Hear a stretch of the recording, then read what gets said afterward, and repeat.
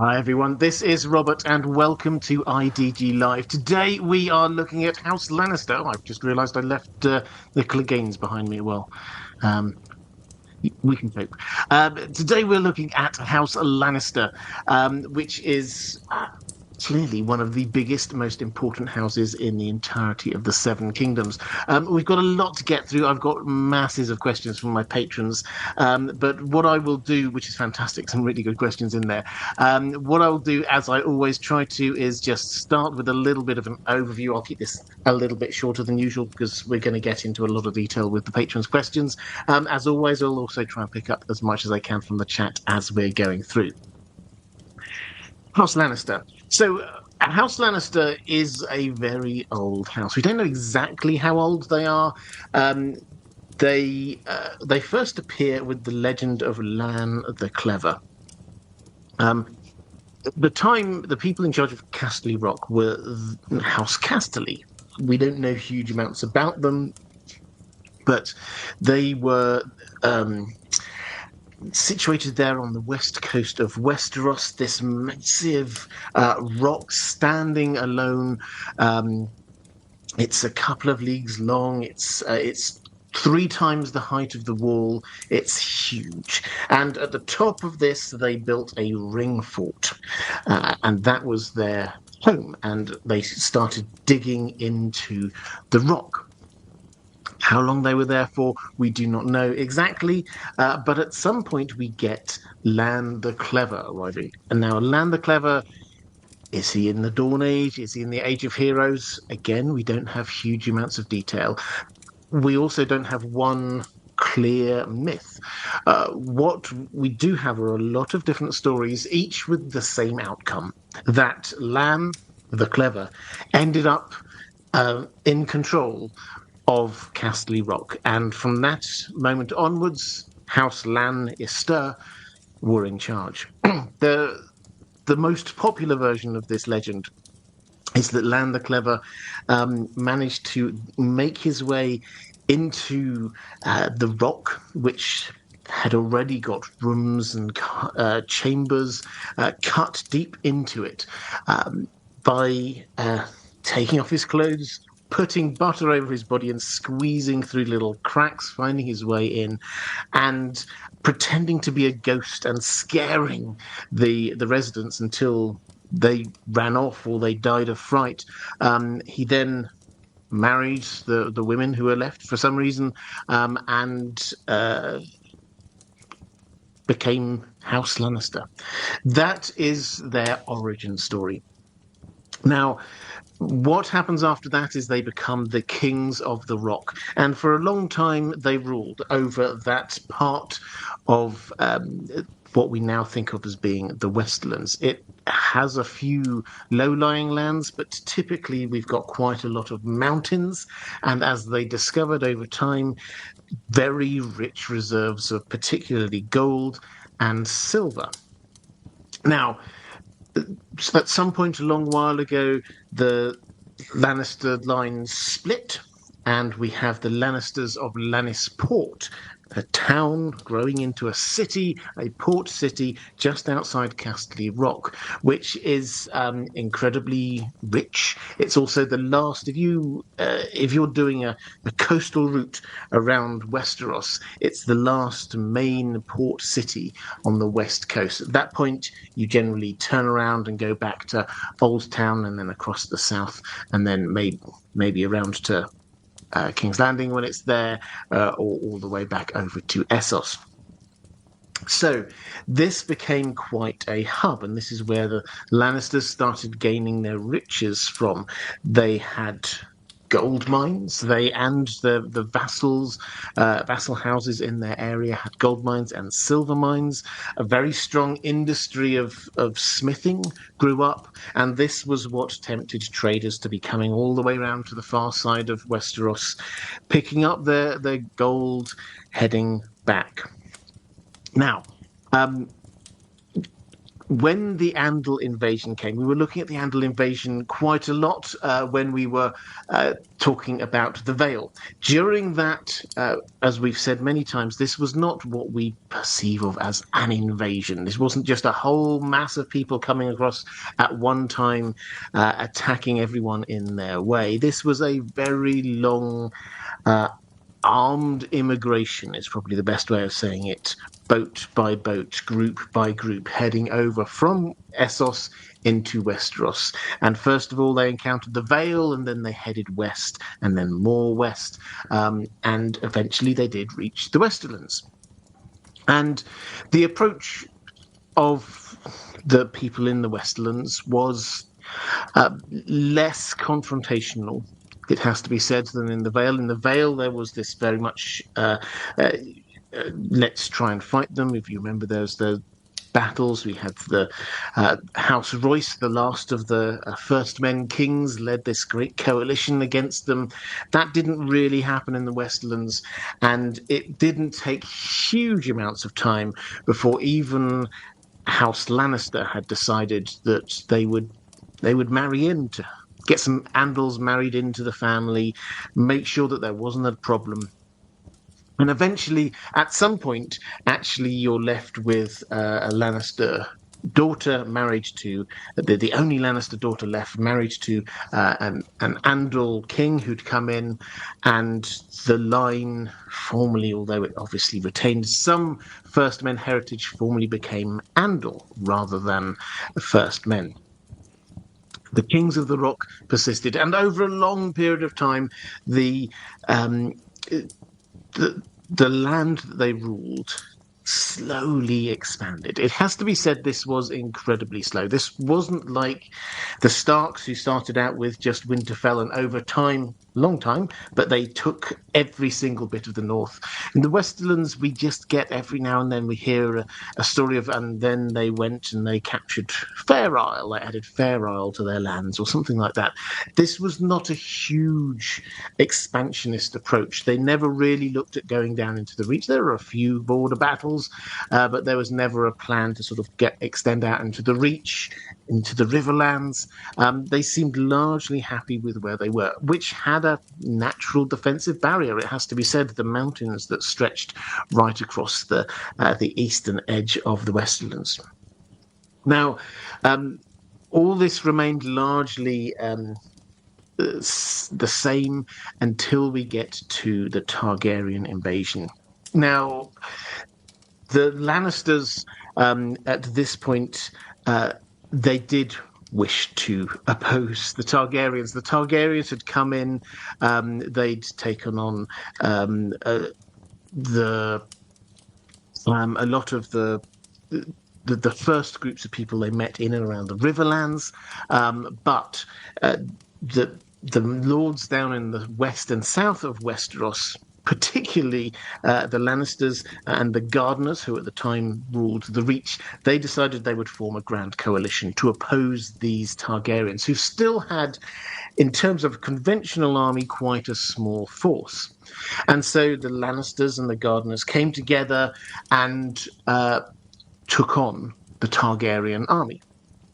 And they had them outnumbered, and they were probably going to win. But that was when the three Targaryens on their dragons all came to the same battlefield. It became known as the Field of Fire. And the three dragons just breathed fire over the combined Lannister Gardener army, and they were destroyed. The Gardener line, it was destroyed completely. That's how the Tyrells, will come on to them another time, I'm sure. That's how the Tyrells came to power. By being put in place by the Targaryens.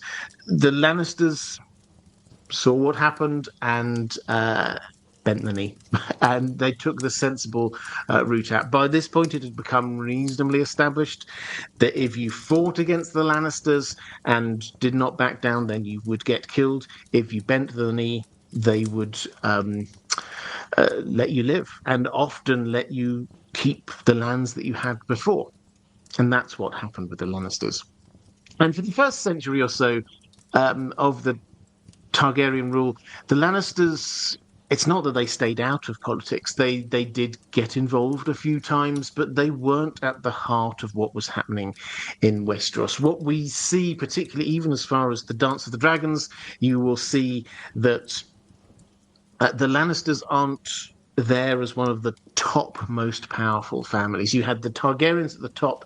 Underneath them, you had the Baratheons and you had the Velaryons, and also the Hightowers, being such an ancient house with links across to the Faith of the Seven and the Maesters. The Lannisters were rich, but they weren't at the center of power until we got to as I say, roughly the time of the Dance of the Dragons, where geopolitics was starting to play. One element that we don't often talk about in the the build up to the Dance. We often talk about what's going on with the Targaryens. Understandably, that is what really drove the Dance of the Dragons. We often talk about the role of the Hightowers. What we often don't think about is what the impact of the Targaryens and the Velaryons having on the east coast of Westeros might have had on the west coast of Westeros. So remember that the Lannisport was the source of a huge amount of Lannister wealth because they had all these gold and riches that they could tempt people all the way round to the far side. It's all very well having gold, but if no merchants are coming to take it and buy it from you, then it's not much is going to be happening. So what happened, though, was that when the Targaryens arrived, they established King's Landing. This grew to be a huge city. This grew to be a huge port, attracting a huge amount of trade. Similarly, the Velaryons, particularly under Corlys, became hugely rich. They became the richest family in all of Westeros. And Spicetown developed on Driftmark. This became another a port hub over on the east coast. And actually, this was a geopolitical risk for the west coast of Westeros, which until that moment had been the richest, the most prosperous part of all of Westeros. This was where people went. Old Town, the biggest, oldest city there.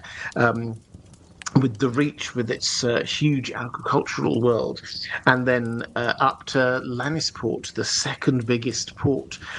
Suddenly, they were being put in the shade by what was happening over with the Targaryens and Velaryons on the east coast. So it makes for natural allies when we get to sort of past the year 100 towards when the Dance of the Dragons happens. It makes for natural allies for the Lannisters and the Hightowers to be starting to be on the same side. And sure enough, when the Hightowers started to gain power, when Otto Hightower was there as Hand of the King, he was starting to put his people into the small council, and he put Tyland Lannister into the small council to be the master of coin. So, during the Dance of the Dragons, Tyland Lannister had a huge impact, actually, it has to be said. I've got a couple of questions on him, so I'm not going to get into great amounts of detail. I hope they show this on House of the Dragon. He, as Master of Coin, it is his decision. We did see it very briefly in Season 1. It is his decision to take the treasury, the state treasury, and split it into 4 parts. One part went to the Iron Bank and Bravos, one part went down to Old Town, one part went to Castle Rock, and one part stayed in King's Landing and was used to fund the war effort. This actually had a huge impact on the war because spoilers here, I suppose. The rule here that we always try and say, the rule here is that book spoilers are okay, show spoilers are not okay, but obviously the show may well be doing things that happen in the books. I have no spoilers for the show. I know as much about what's going to happen as you do. I've seen the trailers as you have. I've got no inside information. But in the books, what happens is When Rhaenyra takes King's Landing, she discovers the money's gone. Um, and she's got a starving population, and she's got a war effort to fund. And so Tyland Lannister gets captured, and a lot of the people who were there, they just kill. But they keep Tyland Lannister alive, and they torture him because they want to find out where this gold has gone, and he does not say. He survives under torture for 6 months. Um, and he survives all the way through to the far side of the Dance of the Dragons and becomes Hand of the King the other as the country emerges into, or the nation merges into, the new reign of, or the regency of Aegon III. After that, the Lannisters, the House of Velaryon, have been hugely reduced in power. The Hightowers have also, to a certain degree. They sort of keep themselves to themselves for a while, and the Lannisters slowly start to gather power. Um, until we get to a position between 200 and 250-ish in or even a little bit later than that, actually, in the sorry, I'm getting my words muddled up. After the conquest, during that era, when we get Tyland Lannister, Titus Lannister, who is the father of Tywin Lannister, who is, by all accounts, a very weak ruler. Now, what this means is that he can't keep his own vassals under control. And to the extent where that some ask him for money, big loans, and he gives them, and then they say, well, actually, I can't pay you back. And he goes, okay, that's fine. And so some other people come and get money from him, and he doesn't oppose them, doesn't try and take it back.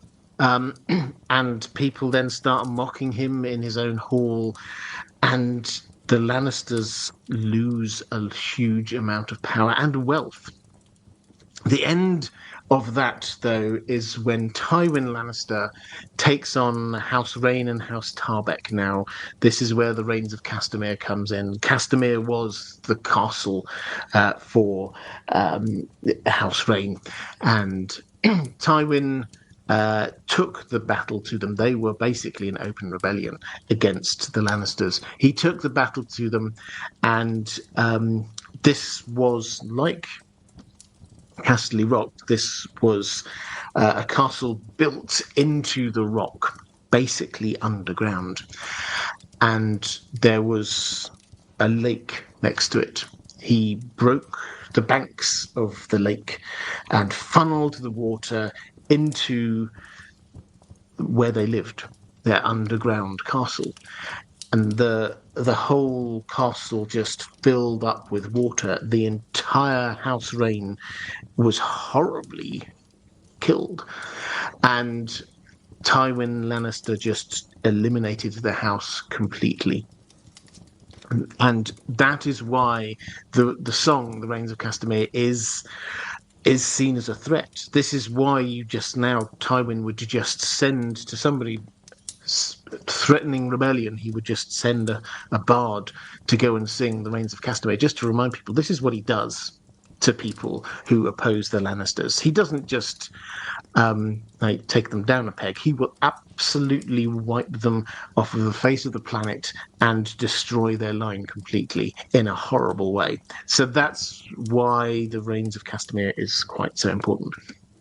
Tywin eventually became Lord and became friends with young Prince Aerys, who then became Aerys II, and who we know as the Mad King. And I think the rest of it we probably know. As I say, I've got a lot of questions coming up, so that's skating over the history there. Let's go to some questions from the chat. Auntie Slayer saying, Patreon only let me sub at the $2 tier on mobile. I'm sorry about that. Not sure what's going on there. I'll have a look into that. Just sending this as a show of appreciation to Robert and the mods. Well, I hugely appreciate that. Thank you very much. I turned 30 on Sunday, and this stream is the perfect way to start the weekend. Well, a happy name day for Sunday. I hope you have a fantastic time. Thank you very much indeed. And I think I had another. I think I had another question there somewhere. Maybe I can't find it. Oh well. Blitzer, thank you very much for a very kind comment there in the chat. Oh, Michael Trainer, can you speculate on how a marriage between Cersei and Rhaegar might have changed her character? Clearly, there would be some consistencies: love for her children, Lannister pride, Maggie the Frog.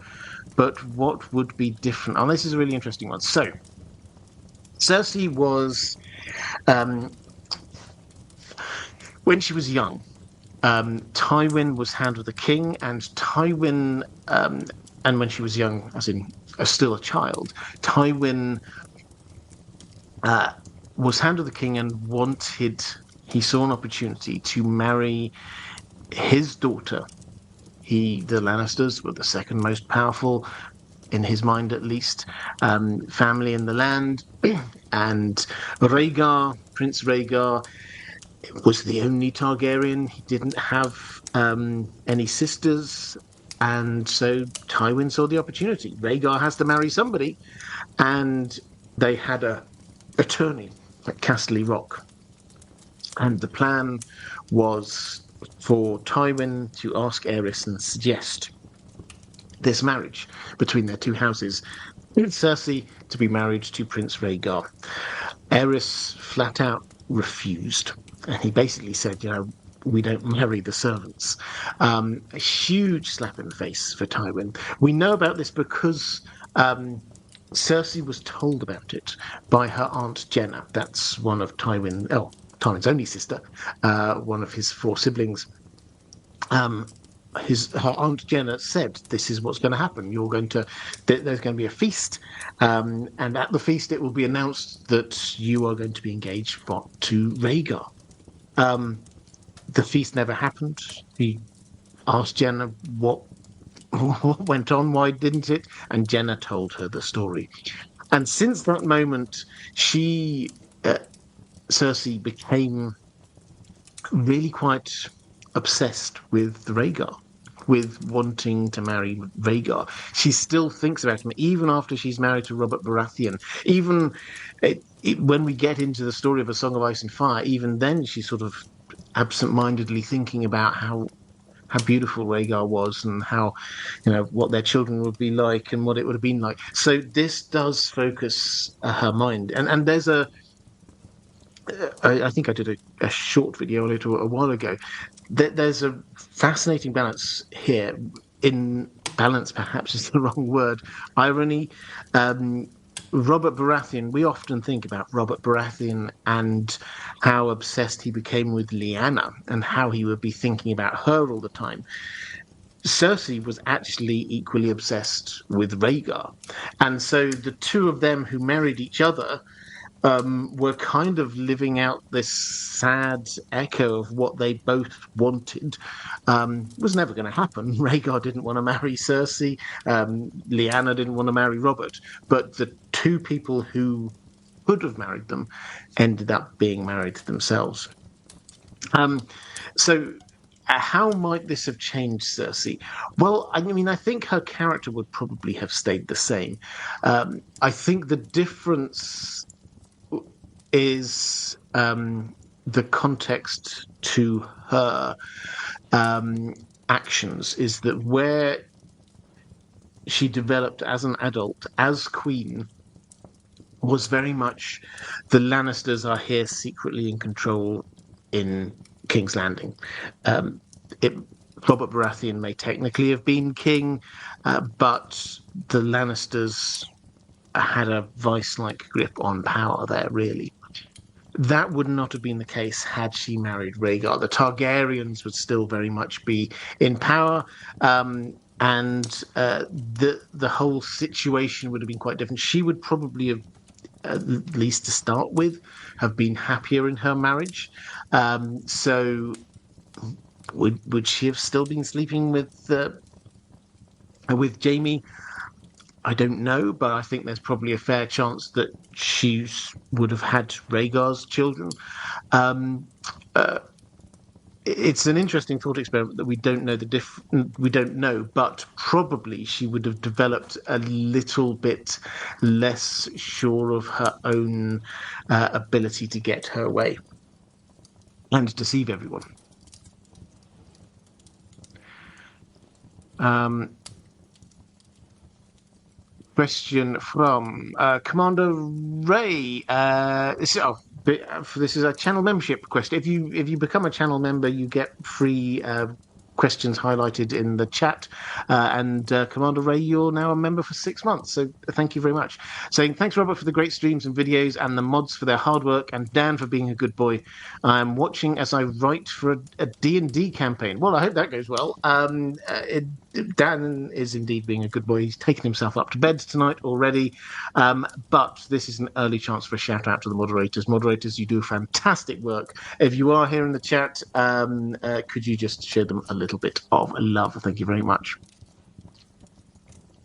Okay, let's go to some questions from my patrons.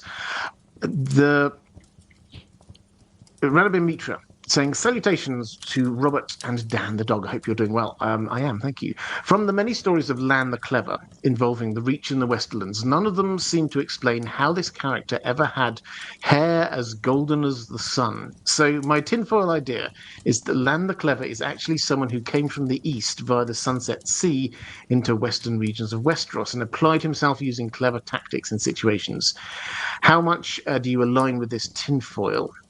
Since we can never be too sure around old legends. The original Hightowers, Danes, and Iron Island folks, thanks to the Grey King, all have hair colour in alignment with Lan, and there is enough evidence to suggest that they all came from the far east, the Great Empire of the Dawn. Okay, so one of the legends does say where Lan the Clever's hair colour comes from. Though it's perhaps unhelpful. It says that he stole gold from the sun to brighten his hair. So there's clearly a reference there across to Lannister gold. But might he have come from the far east? Might he come from the same kind of people as the Danes, the Hightowers, etc.? So the Hightowers are often, they're referred to as having gold or silver hair, so it's not just the same as the Lannisters. The Danes have a variety of hair colours, it has to be said. Some of them are even dark. Ashara Dane had dark hair. Now, what's interesting with the Danes is that some people had speculated a long time ago that House Dane might be from the same genetic descent as Valyrians, because they often had silver hair, not all of them as we've seen, but they often had silver hair and purple eyes. And George R. R. Martin said that's just a coincidence, basically. So I think it's probably fair to say Lan the Clever may well have come from the east. There's one rumour, a part of the legend, that he was an Andal. The timing seems entirely wrong for that, but perhaps this might be reflective of the fact that he comes from Essos. My general take is that, yeah, I don't have a problem with that. At this early moment in time, though, everyone in Westeros, and we're talking very early here, that the Casterlys obviously preceded the Lannisters, so Lan wasn't the very first or among the very first group of people to come across. But at that time, everybody had just come across. This was potentially Dawn Age rather than Age of Heroes, we're told. So it's a long, long time ago. Every human in Westeros had, at some point in the preceding few generations, come across from Essos. So I'm very happy to entertain this. I don't think that this would have a significant impact on the main story of A Song of Ice and Fire, though. Um, Let's go to a question from Cookie Tywin. I'd love to know your thoughts on Johanna Lannister, née Westerling, from the time of the Dance of the Dragons, because she sounded like a real lioness. I could be wrong, but didn't she defend Lannisport against the Ironborn while all the Civil War chaos was going on? Uh, yes-ish. I mean, I think the answer is yes. She is clearly a strong, indomitable woman. Um, you will see, and we have seen in House of the Dragon, a couple of Lannisters, the twins, Jason and Tyland. Jason was the Lord, Tyland his younger brother. Tyland was the cleverer one. He was the one who became the Master of Coin. He was there in King's Landing during the start of the dance, and indeed through most of the dance. Jason, however, was Lord back in Casterly Rock, and he gathered together the Lannister army and marched to war. So he, in the Battle of the Red Fork, though, he died. Tyland Lannister was stuck in King's Landing, and the heir was only 4 years old, I think. And so Lady Johanna, the bereaved wife, took control, and she basically ran House Lannister for uh, the few years of the dance and also the period after, because Tyland stayed on in King's Landing, as we've seen, and then died. So while her son was growing up, she basically ruled in Casterly Rock. Now, during this time, the Greyjoys took the opportunity, Dalton Greyjoy took the opportunity to just go back to their old ways. That Westeros was in civil war. They might as well just come start raiding the west coast of Westeros like the good old days, the Ironborn Reavers. And they did. And there was one massive attack that they did on Lannisport. Now, the reason why I said sort of in answer to your question is that actually, with that first attack, Johanna took a very, let's call it, pragmatic approach, and she barricaded herself and her family inside Casterly Rock and sort of, I wouldn't say abandoned Lannisport, but Lannisport was raided. People were carried off. Lots of people were killed. Riches were taken, and she was safe. And the main House Lannister was safe, but Lannisport was not fully defended. However, once she'd gathered breath a little bit, figured out a plan.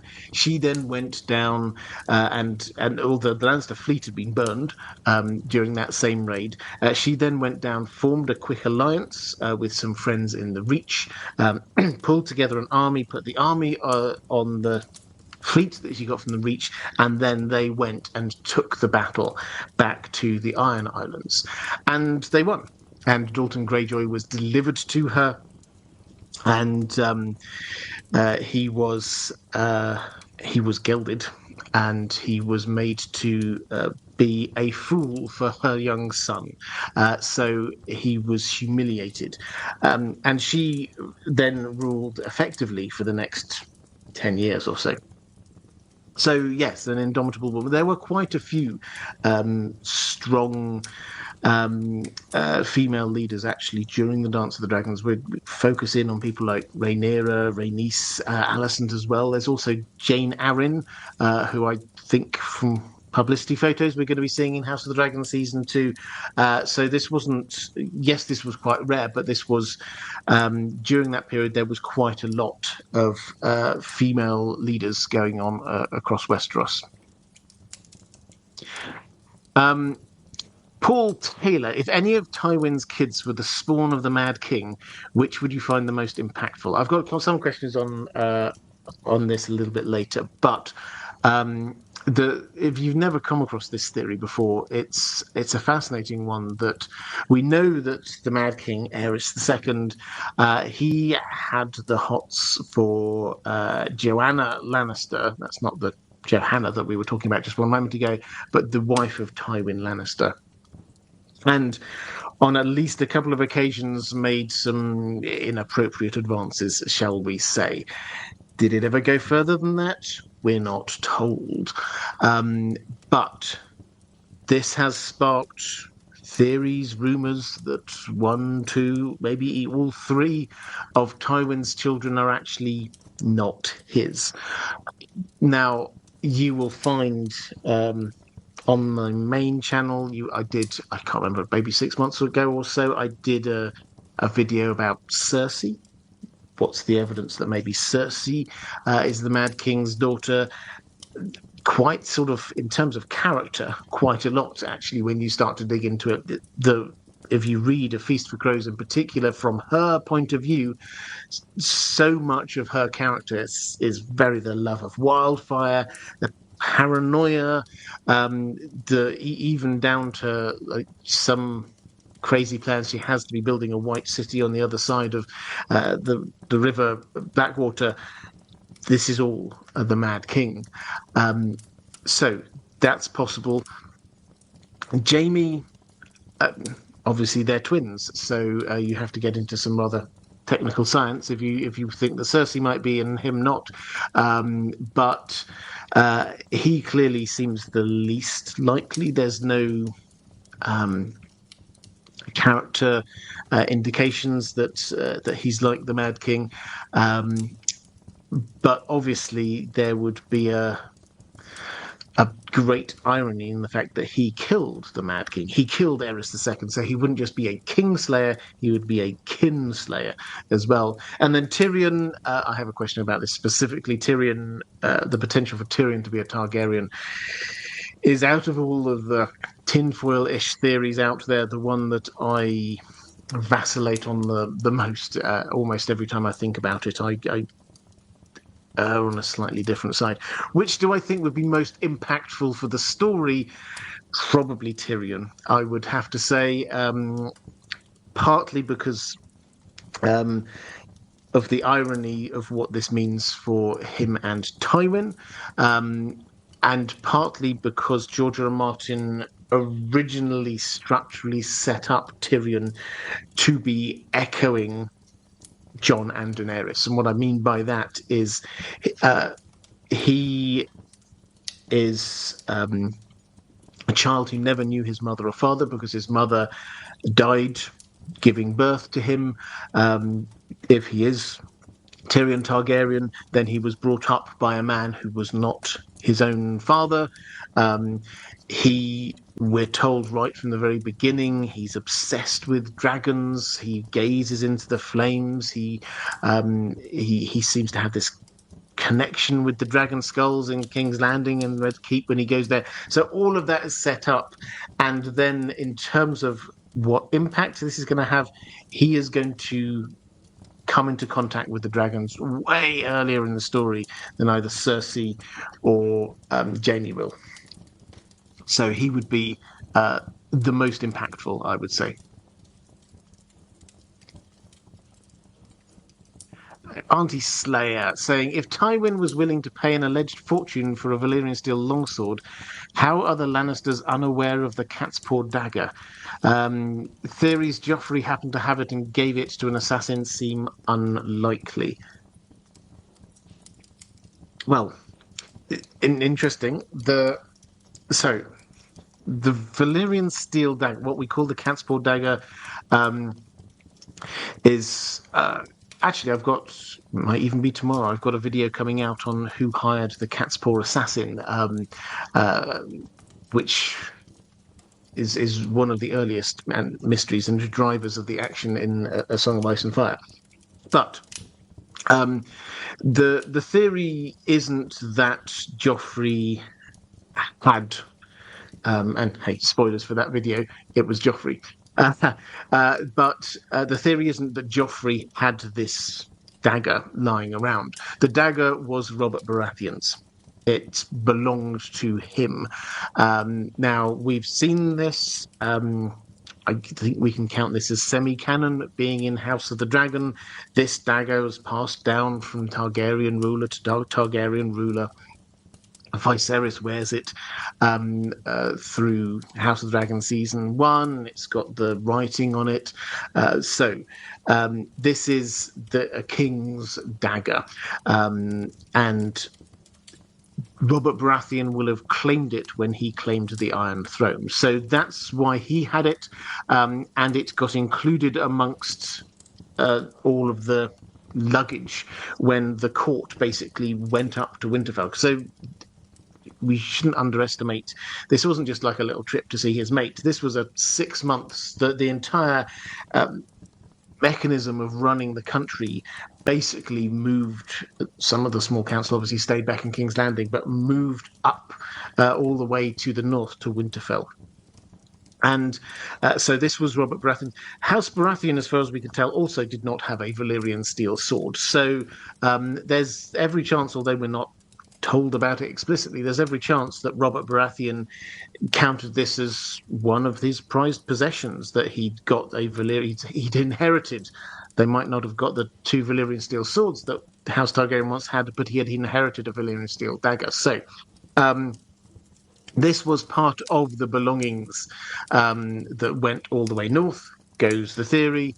Joffrey sort of picked it out, didn't really have much of an idea about what this was worth, and so that gave it to the assassin. So the Lannisters would have been aware of it, but it was the king's, so they couldn't just take it. Darius Hutchinson, will the Lannisters hold the rock in the end? I will get into a lot more detail on this in some questions when I get there. I think the House Lannister will survive is one of the things I would say. That it's very much worth noting that on the TV show, House Lannister was actually quite small. We had Jaime, Cersei, Tyrion. We had Jaime and Cersei's children, Tywin, Kevin. There were sort of like a couple of other random Lannisters that we sort of heard about early on. Lancel, of course, but they all pretty much died, leaving Tyrion. That's not the case in the books. There's a lot more Lannisters just hanging around. Tywin had 4 siblings who all had children. So Geryon had a bastard child rather than a sort of an official child, it has to be said. But they all had children, and some of those have had children. So we're looking at quite a lot of Lannisters. So the Lannisters will survive. Casterly Rock itself as a place will survive. I said before, and I'll say again, I do not think we're going to get the 20 years later kind of last wrap-up chapter, this is what happened after the story from George R. R. Martin. But I think we'll get a few hints, and it would not surprise me if the Lannisters keep Casterly Rock.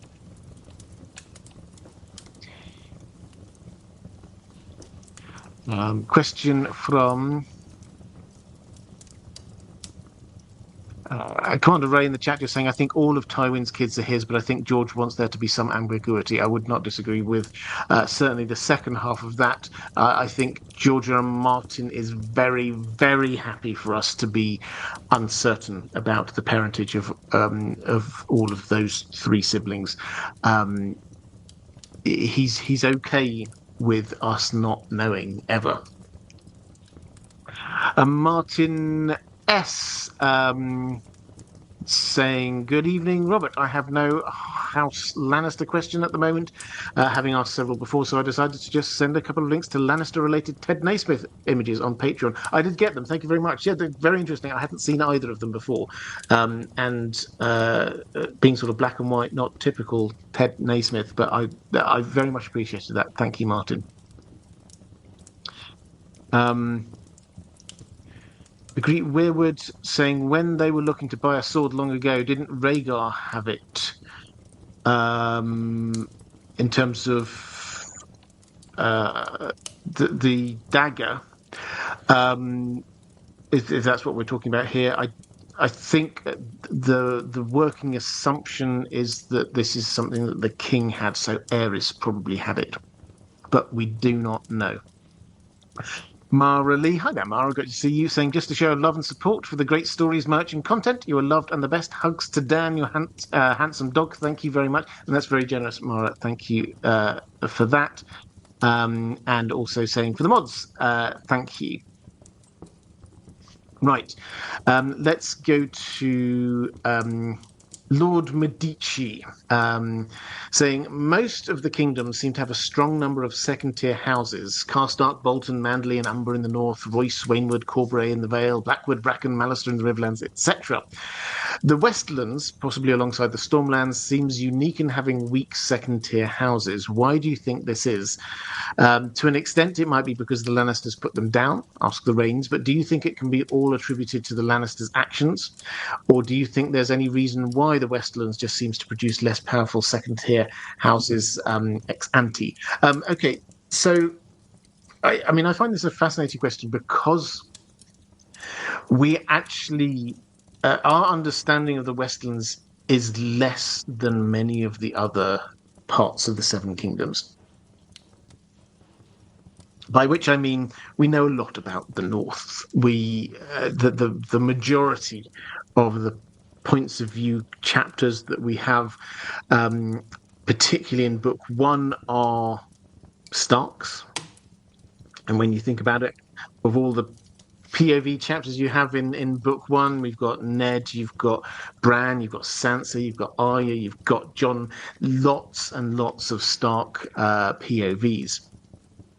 And the journey that we have in the Song of Ice and Fire takes us down to King's Landing. We go into the Vale a couple of times. We have the trips through the Riverlands a lot. We have POVs happening later on in the story, in Dawn and the like. We never actually go to the Westerlands. It's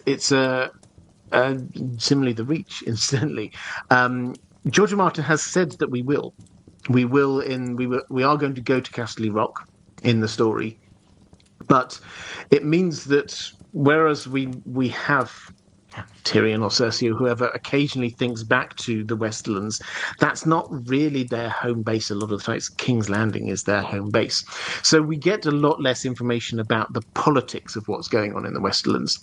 And because the Lannisters at the moment, as you allude to in your question, they have been very strong for a while, and any strong vassals have been very firmly put back in their place.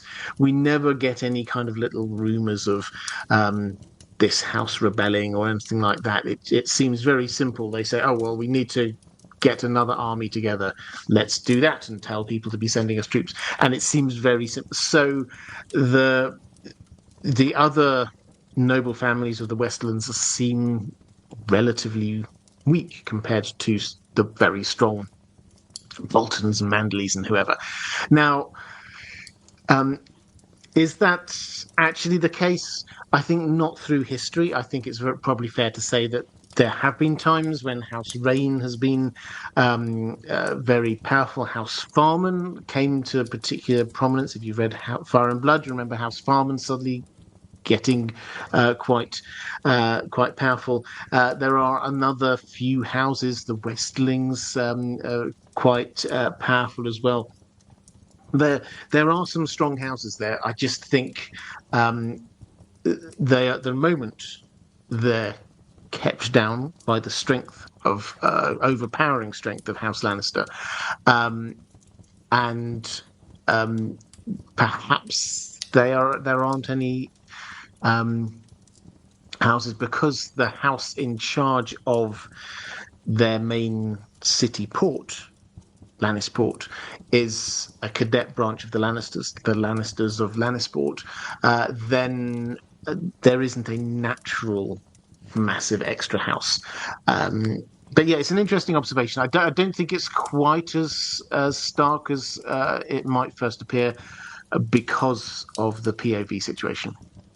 And Lord Medici goes on sort of on sort of a tangent from this, saying historically, Lannister lords have married women from relatively minor houses. We hear of a Marbrand, a Westerling, 4 times widowed Webber. Even Lord Tywin married within his own house, rather than using his marriage to cement an alliance with another powerful house. Why do you think this is?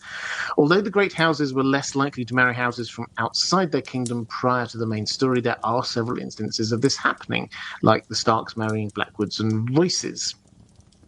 The Lannisters seem to have a desire to climb the ladder towards the Iron Throne. Maybe I'm overthinking this, but George R. R. Martin's world is generally well constructed. So why might this be? I think again, it's a really interesting perspective to look at this from.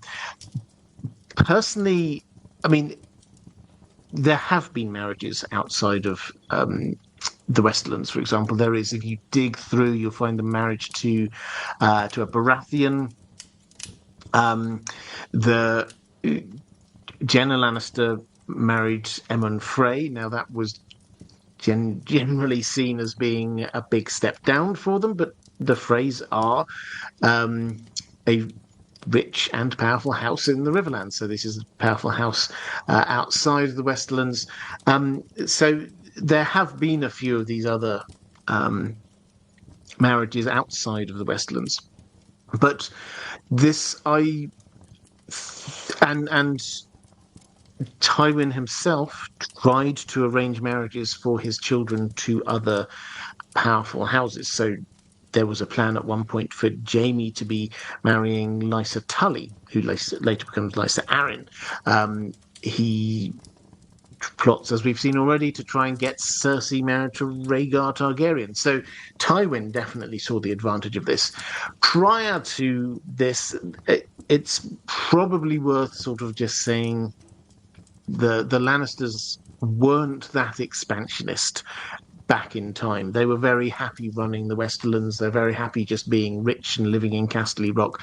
There's not much of a history of them wanting to take on the rest of Westeros. So the need, therefore, for them to be marrying outside of the Westerlands was relatively limited. And it's also worth pointing out that before you get to Jaehaerys, really, the road network across the Seven Kingdoms was not great. So actually transport between these different places was a lot harder. So the idea of marrying other families outside your local area was a lot harder. So do they marry outside less?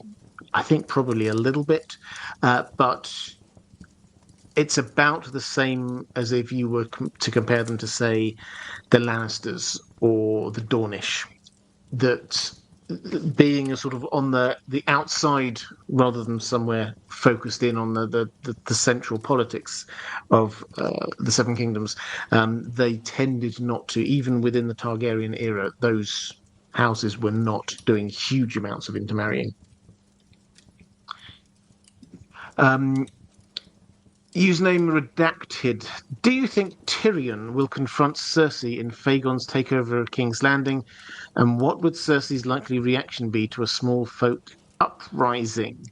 Will Tyrion confront Cersei in Fagon's takeover of King's Landing? I think the iteration of events will mean that that's a no. Tyrion, at the moment, is in Meereen and waiting for the Battle of Meereen to finish.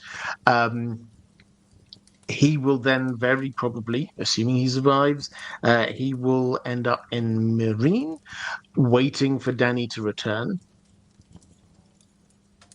And then with Dany, we assume at some point they will then be heading west with her, by then probably massive army and dragons, to head over to Westeros. By that point, Fagon will have already taken King's Landing, I think. I think that Fagon, for those who don't know who Fagon is, this is the character claiming to be Aegon the Sixth. A lot of us think that he actually isn't Aegon the Sixth, therefore fake Fagon. Now, he, I think, will take King's Landing. I think there will be some sort of revolt against Cersei. Um, the the conditions in King's Landing are already pretty poor. She seems to be willfully ignoring the need to be bringing food in for the small folk, um, and uh, and she doesn't really care much about the small folk at all. And added to which, she is very probably going to jump to the conclusion that Varys wants her to jump to, that the Tyrells have uh, taken on, have killed Kevin Lannister. Now, she will respond by attacking the Tyrells in some way. Uh, whether it's exactly what they did on the show, the blowing up of the Great Sept, she seems quite obsessed with wildfire at the moment, so something along those lines definitely would not surprise me. And I think that what that means is that even more of the small folk are going to be turning against her. A small folk uprising, she will not, she will just think, oh, well, I'll just stay here.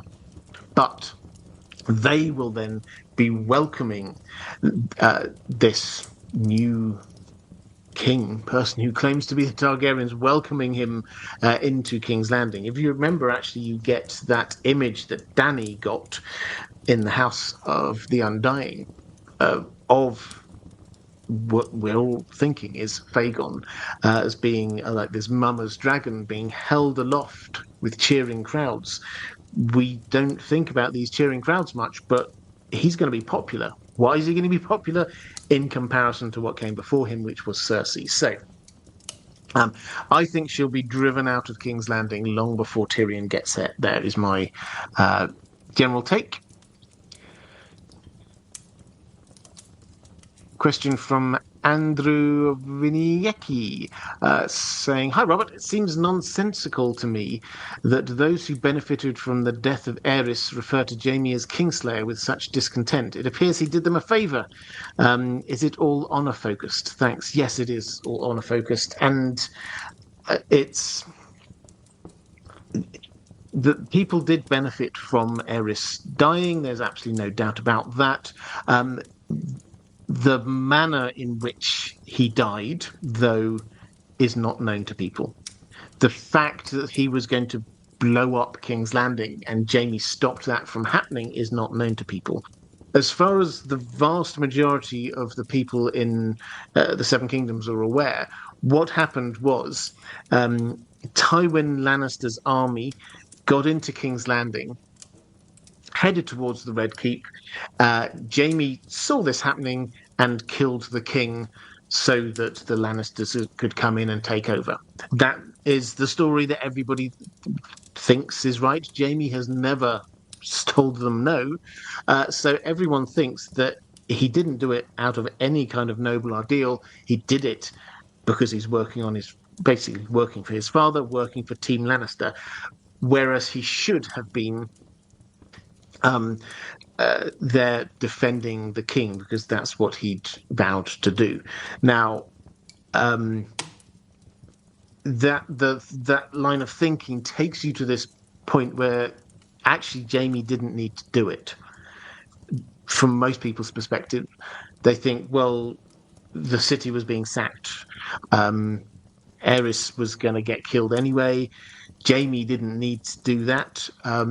What he could have done is just stood to one side while the Lannister soldiers came in, as they were going to just a few hours later, and let them deal with it. And then, because he hadn't properly protected his king, probably he should have taken the black and gone up to the wall.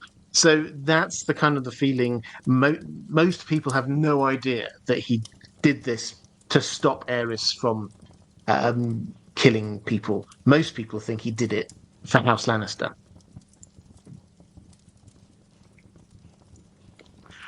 A question from Otter of Despair. Why didn't Tywin remarry and have more children to ensure the continuity of the house, given the situation? One of the biggest plot holes for me. Interesting. Yes, you would have to say that from a pure strategic perspective, Tywin should have remarried and had more children. However, um, there's a couple of things I think we have to say. First of all, House Lannister was stronger um, at that point than they ever had been. In his mind, he already had three children. One he didn't really care for, but he was actively around the time of his or after his wife's death. He was looking to be getting Jaime and Cersei married off very advantageously. He didn't he didn't think, oh, there's not going to be any more Lannister descendants. Added to which, as I've already said, House Lannister is huge. There's lots of them. Even Ned notices quite how many Lannisters there are. He says something along, "What an incredibly fertile family the Lannisters are," or something along those lines. So there was no drive for him to have to do this for the sake of House Lannister. So, but the second point here is that he seems to although he comes across as just being this really cold, heartless man, we're told that around Joanna, he seemed to have been genuinely in love. She was the only person that could ever make him laugh. We're told that he ruled the Seven Kingdoms, but back home she was in charge. That this seems to have been a really strong and different relationship to any other relationship that he had. He seems to have been genuinely um, destroyed inside by her death, to the extent to which that he actively thought about killing Tyrion, who, yes, had been born deformed, but this was still his own child. He thought of actively killing him because it was that pregnancy and birth which killed his wife. So he felt really so. This is a hint to how much he loved his wife. So just another aspect of his character that we don't often see.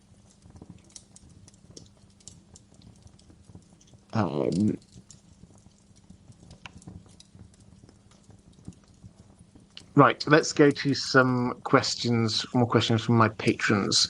Um, Sarah A. I always wondered if Titus Lannister, this is Tywin's dad, really was such a weak leader as Tywin claimed he was, or if he simply chose to build up his subordinates, knowing it would strengthen his region, and chose to build bonds on trust. We only hear about his weakness from Tywin or people strongly influenced by him, and seeing his judgment on others in the main series, he clearly lacks appreciation for any strengths he himself has not got. Magma Frost similarly says, "Hi Robert, we hear from Tywin that his father was a weak lord, but what do we actually know about in what way this was the case? Given Tywin is, to put it politely, not a great person, should we believe his opinion of his father?" So yes, we shouldn't, or no, we shouldn't necessarily just agree with Tywin's view. But this wasn't just Tywin's view. This was the view of other people. And the a relatively objective interpretation of what was going on at the time does seem to back this up to some degree. Now, Tywin seems to have put this even more strongly than we would, I suspect. But if you read The World of Ice and Fire, again, it's not independent, but it's scathing about him. And if even half of the things we're told are true, then probably he was weak. Now, I've mentioned a few of them already. That some of his vassal lords asked for money as loans and then refused to pay them back. And he just went, oh, well, whatever. This got so bad that just random merchants would pop into King's Landing and say, "Can I have some money, please?" And he wouldn't be able to refuse them, and they would have no intention of paying it back. They would literally just come to Casterly Rock, request some money, get on a boat, and go away. This was quite tough. Then people would be coming and they would start mocking him in his own hall. They would start mocking him. apparently. Now, those things could be exaggerated by Tywin or someone else, but what I think we can't really be explained away any other way is the fact that Aegon the Fifth. Maybe we will find this when we get to that bit of Dunk and Egg. Fingers crossed we ever do. Um, Randomly, quick Dunk and Egg update. George R. R. Martin, on his Not a blog, he shared a video of the actor whose name I still can't remember, who was playing Egg, getting his head shaved, which I think shows quite how close they are to filming. We were told June was when they were going to be starting filming, and we've been told that they've cast a whole load of other key roles. We haven't seen them yet, but we've been told a lot of people have been cast now. And he did say that basically this has been commissioned for one season, so the Hedge Knight. Assuming it's a success, then the other two stories would be done, by which time he hopes, now interpret this however you wish, I'm just reporting what George R. R. Martin says, by which time he hopes that he will have written more Dunk and Egg stories.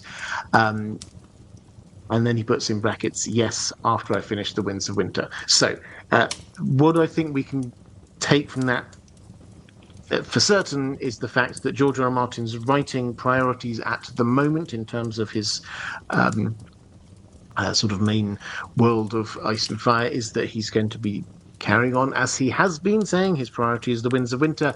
When he finishes that, he's not just going to go straight on to doing A Dream of Spring. He will do some more Dunk and Egg stories, and then presumably go on to A Dream of Spring. But that's the update from there, which was a digression away from a question about oh yes, Tywin's dad, Titus. So Aegon the Fifth, Egg, when he is king, 3 times he has to send in forces from King's Landing all the way over to the Westerlands to put down a revolt, because Titus himself could not do it. Now, once you'd say, fine, these things happen.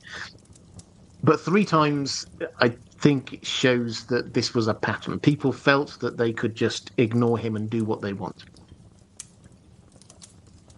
So, was he weak? Well, I think we're definitely getting that filtered through Tywin's perspective. He sounds like he was a nice guy. He sounds in many ways a bit like Viserys the First is described in Fire and Blood.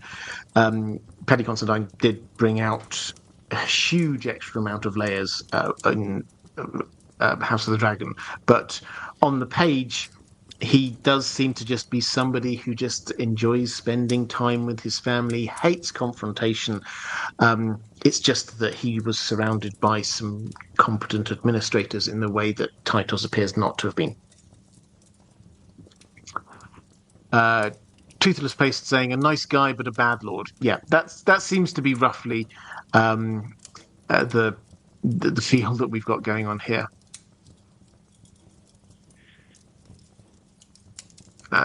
Question from Cookie Tywin. Geryon Lannister.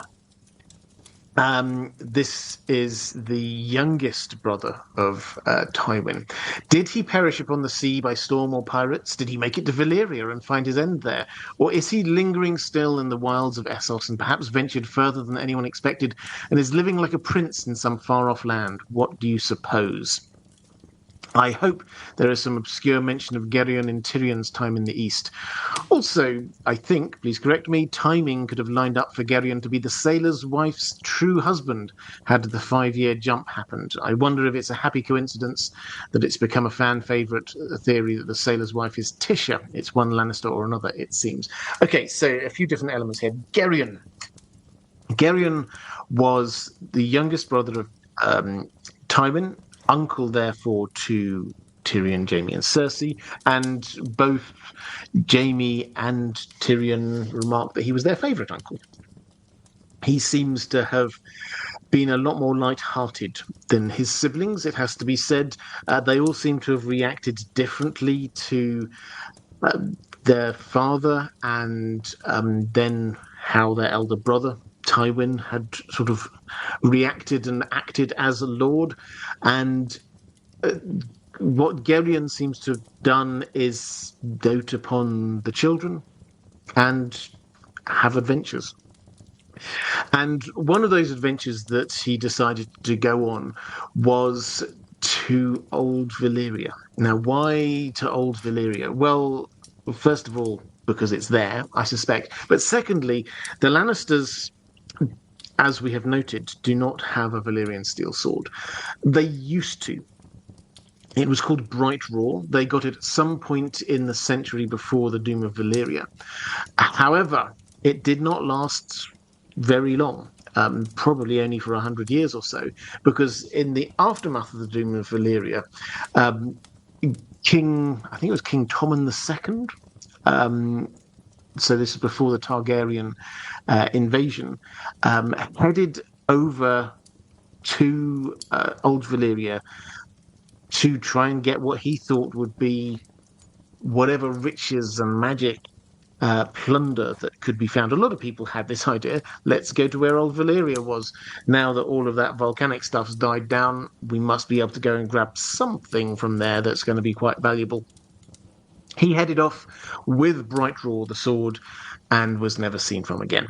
So Geryon headed off to Old Valyria on the same sort of mission, but also to be looking for the Lannister sword. Um, and he never returned. What we're told about him is that he got as far as Volantis, and at which point told his crew, "Hey, we're going on to Valyria," and they said, "Well, you may be, we're not." So at that point, he then had to hire slaves to take him there, and presumably he then headed off, and again was never seen from again. Might he have just decided to peace out and go somewhere else? I mean, it's not beyond the realm of possibility, but I personally see no reason to doubt that he went on to Old Valyria and to the Smoking Sea and just didn't return like everybody else before him. In terms of the sailor's wife, now this is a fascinating, a minor character, a book-only character in Bravos. She runs this brothel called, I think it's called the Happy Port, and has done for some time. Sam and Arya both find themselves there for various reasons, not the reasons that most people go there for, it has to be said.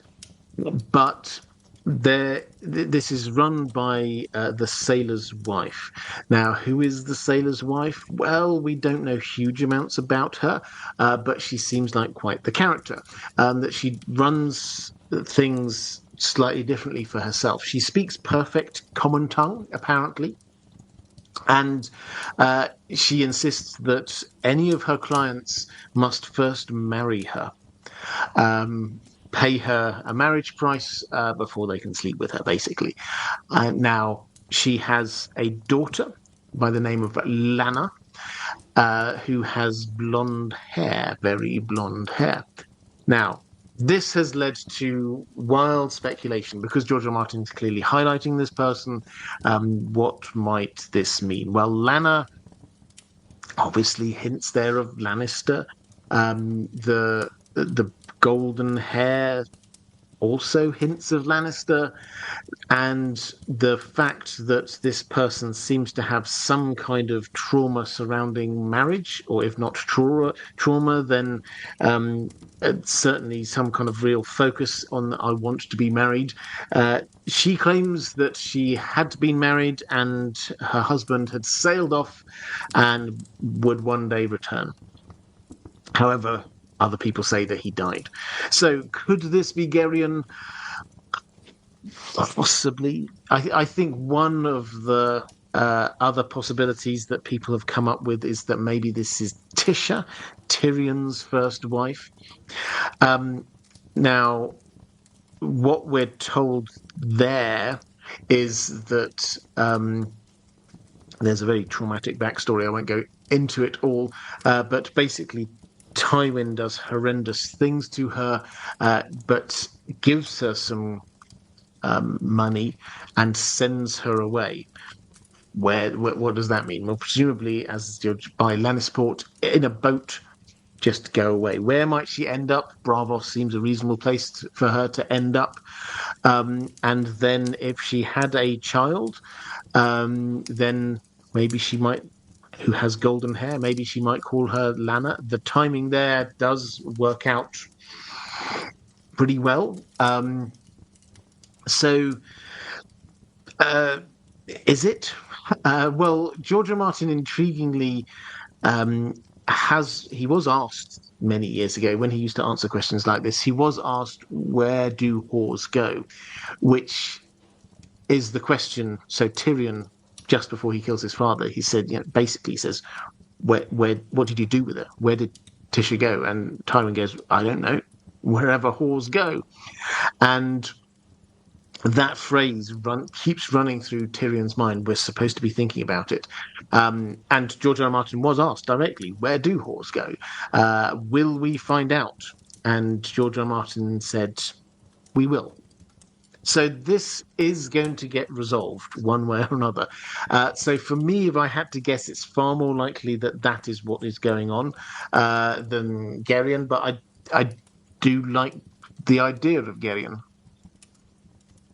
The Lannister link, I think, is clearly meant. It's clearly quite strong there. Username redacted. What has House Lannister's relationship with the Iron Bank been historically? Outside of their debts, they were cooperative. Were they cooperative rivals or had some other form of business relation in the past? Lannister gold is very influential. It is. We're not told of any huge links, it has to be said. Um, and the Iron Bank, although it has been around for a few hundred years, is not. It's not been around for as long as the Lannisters and their gold have been around. So I think the short answer is that the Lannisters, they didn't need to borrow from the Iron Bank, nor incidentally did they need to put their money into the Iron Bank for safekeeping because they had a massive rock. It was basically the Iron Bank keep the money, their deposits in a cave. Basically, it's a very secure cave, but in a cave.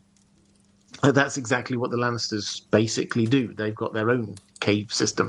So I don't think there's any extra advantage for them to do that. There is the one link we know in the Dance of the Dragons where Tyland Lannister sends a quarter of the crown's money over to Bravos to the Iron Bank. Um, but beyond that, no, there's not. The Lannisters haven't needed to get the money from them. So the bank haven't been coming after them, nor have they been setting up rival massive banks. Um, so there's not really been a sort of a threat. Yes, obviously they're running their own money system, but it's not on such a big scale that this is going to threaten the monopoly of the Iron Bank. Darius Hutchinson, could dragonfire and/or water cause the rock to become unlivable in a similar way to the rains or Harrenhal caused by Dany and Tyrion? Um, so dragonfire is an interesting one because we do get, I think it's Visenya who uh, actively ponders the Lannisters during the invasion. She ponders what the Lannisters did because the Lannisters came out. They formed this army with the Gardeners and took on the Targaryen army and lost to the dragons. But what if they stayed in the rock?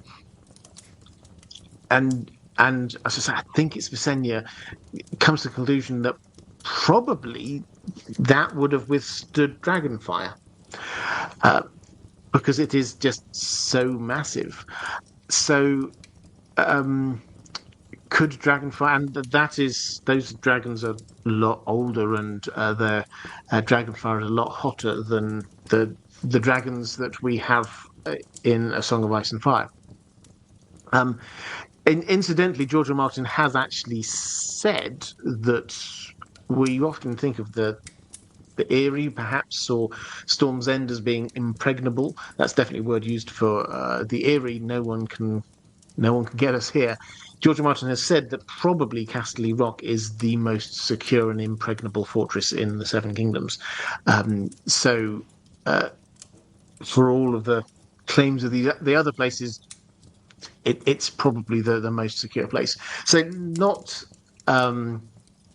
Dragonfire. Water. Um, could it? So, with the rains, there was a lake which basically went downhill and into where the Reynes lived. Uh, this is, I think, a matter of pure gravity. Yes, in theory, if you had enough water, you could probably wash out Casterly Rock. But Casterly Rock is so high. As I say, it's 3 times the height of the wall. This is massively tall. It's massively big inside. It's miles from end to end. You need a huge amount of water, and you need to have it above Casterly Rock. So I think, practically speaking, no is the answer. It is pretty hard to get at.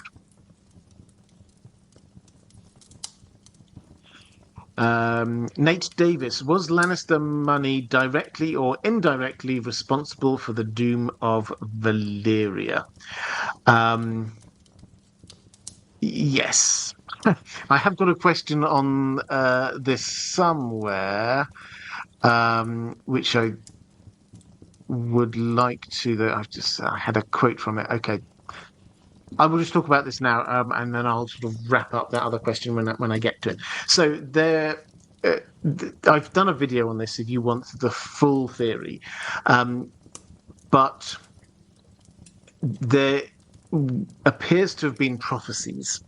Septon Bath found these in some ancient scrolls that the Valyrians, their prophets, priests, had prophecies that their doom would be caused by Lannister gold or Casterly Rock gold.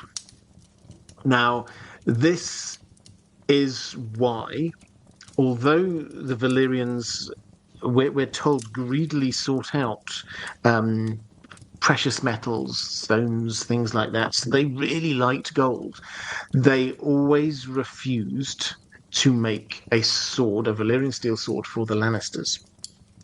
So, and these are things that we know. We'll get onto this.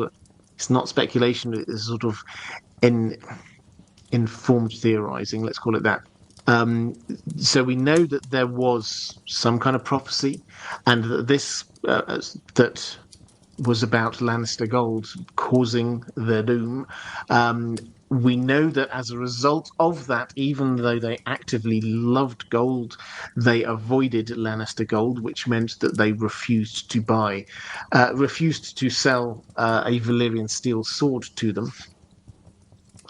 We know that the Lannisters, regardless of this, got a Valyrian steel sword, and we know they paid for it because we're told that what they paid for it was enough money to raise an army. So a huge amount of money, a huge amount of Lannister gold. Those things we know. We also know that the faceless men basically claim it, that they brought death to the masters. Now, some people say that this must be because the faceless men were slaves, and they just wanted to get rid of the masters who'd been so horrible to them in the past. Arya puts that very point to the kindly man and basically says you should be killing the masters and it's like, no, his response is basically, no, you're missing the point. This isn't about who deserves to die. Your whole idea, Arya, and her kill list is all about who deserves to die. It's nothing about that. Everybody, all men must die. It's about whose turn is it? Who gets paid, as an offering to the gods for death? Who calls out for death? Those are the things that the faceless men actually care about, not making moral judgments about who deserves to die. So the faceless men, if we take everything at its face value, the faceless men actually did the deed. Somebody must have paid them somewhere. There's a legend, a prophecy that Lannister gold is going to cause the doom. I think this is a fair next logical step to say, okay, so the Lannister gold was what paid the faceless men to do this. Where's this Lannister gold coming from? Did the Lannisters do it? I don't think the Lannisters did it. So what's the missing piece in this line of logic? Who had the ability to smith and make Valyrian steel swords? Who had that knowledge and ability that the Lannisters could pay, who also might have a motive to be causing the doom of Valyria, the destruction of the dragons and the Valyrians?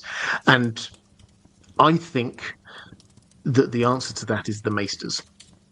They fit both of this. We know that they know how to be smithing with Valyrian steel. It's never explicitly said that, but they're forging links on the chain. They do that. They do forge things in a particular way. They've got, therefore, because they've got hundreds of years of forging Valyrian steel links, they, by implication, have a stockpile of Valyrian steel or the ingredients to make Valyrian steel or something along those lines somewhere hidden in Old Town. Where might the Lannisters have gone? They can't get them from the source. No one else is selling them one, so they might get one made by the Maesters. The Maesters suddenly have a huge amount of money, Lannister gold, and we know who killed the dragons the first time around, asks Marwyn. The Maesters. So do we know this? No, we do not know this, but all of the building blocks of that, for me, fit together really nicely. And the answer to your question, was Lannister money directly or indirectly responsible for the doom of Valyria? Yes.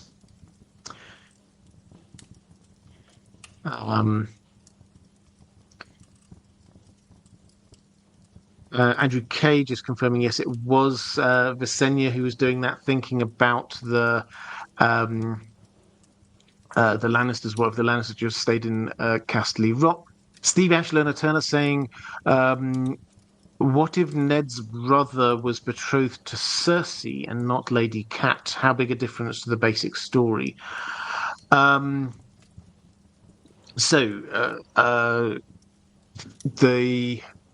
work through this one. So I assume you're talking about Brandon, the Ned's older brother, who had been engaged to Catelyn Tully as she was then. What if he had instead been engaged to Cersei? Would that have made a difference? Well, I think the point is that he wouldn't have been, because the alliances were being built very clearly and strongly, and although the Lannisters were potentially being drawn into it through a marriage between Jaime and Lysa, that doesn't seem to be a way that the Starks were going forward.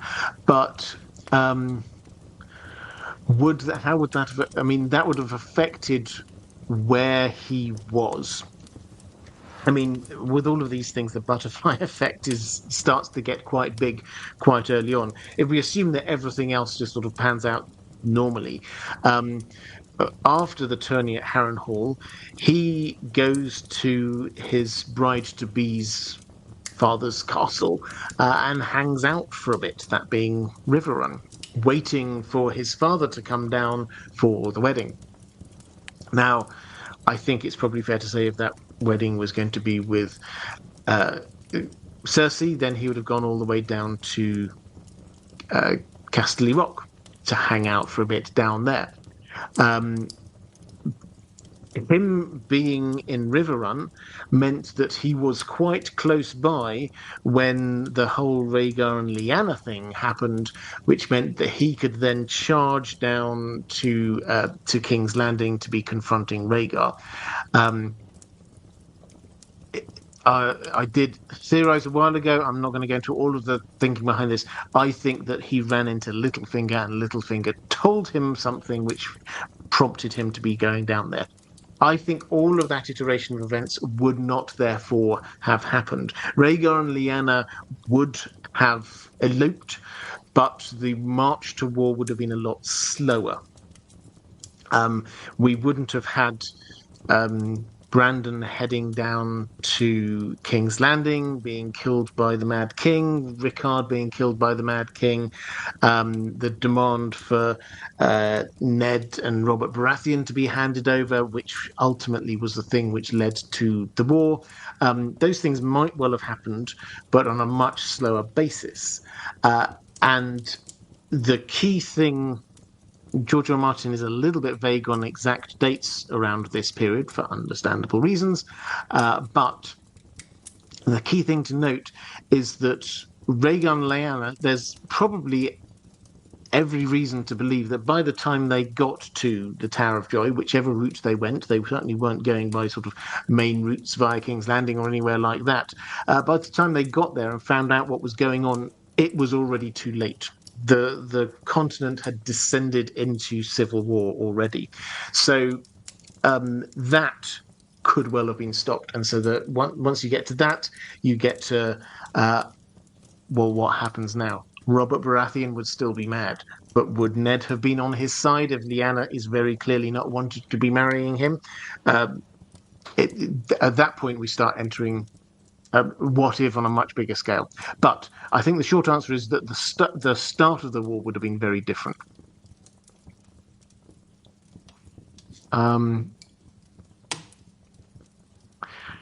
Andrew Case saying, I wonder if the Iron Bank and or Bravosi top brass could have been part of the Doom conspiracy as well. Valyria was a massive obstacle for Bravosi expansion. Yes, absolutely. So the Bravos as an institution definitely did have a grudge against the Valyrians. The first law of Bravos is anti-slavery, and the Valyrians had the slaves. So that's entirely possible that they were part of it. I think the difference is the Faceless Men per se did not have the grudge against the Valyrian freehold. Let's go to Ranabir Mitra saying regarding Geryon Lannister. So this is back with Tyrion, Jaime Cersei's uncle Geryon. I recently uncovered drafts of A Feast for Crows, A Dance with Dragons, that seem to suggest that Tyrion was due to actually meet the Shrouded Lord, the Grey Grace. How much do you, and that's in the Sorrows, I'll get onto that, what that is if you're not sure in just one second. How do you align with the popular fandom theory that his Grey Grace is actually Geryon Lannister post-contracting grayscale?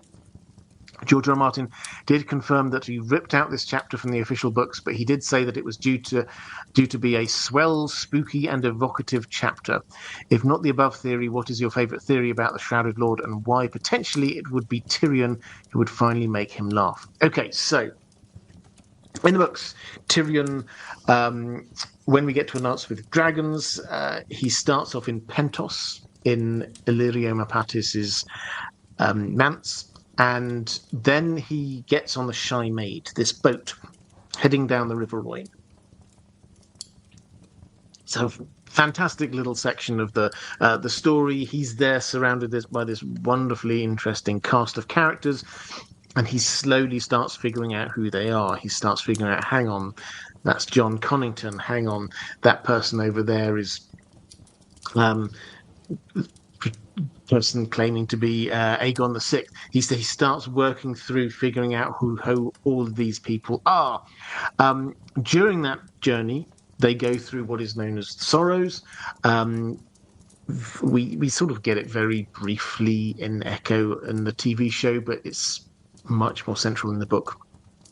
This is where the Rhoynar, one of the centers of the Rhoynar, the Rhoynish culture, before they the remnants of them head over to Dawn. Now, I'm not going to go through the whole history of this, but basically they have a huge battle against the Valyrian Freehold, and they lose. The Valyrians win. However, they give a very strong account of themselves and summon up some Prince Garin, who sort of heads them up at this point. He gets captured, and as a last gasp, a bit of magic, he summons the River Rhine water magic to be taking out as many Valyrians as possible. The rivers rise, the fog sets in, Valyrians die, dragons die. It's all very dramatic, but the place is then cursed. The Sorrows. This is where, and this is where grayscale seems to sort of be. It would be the epicenter of grayscale.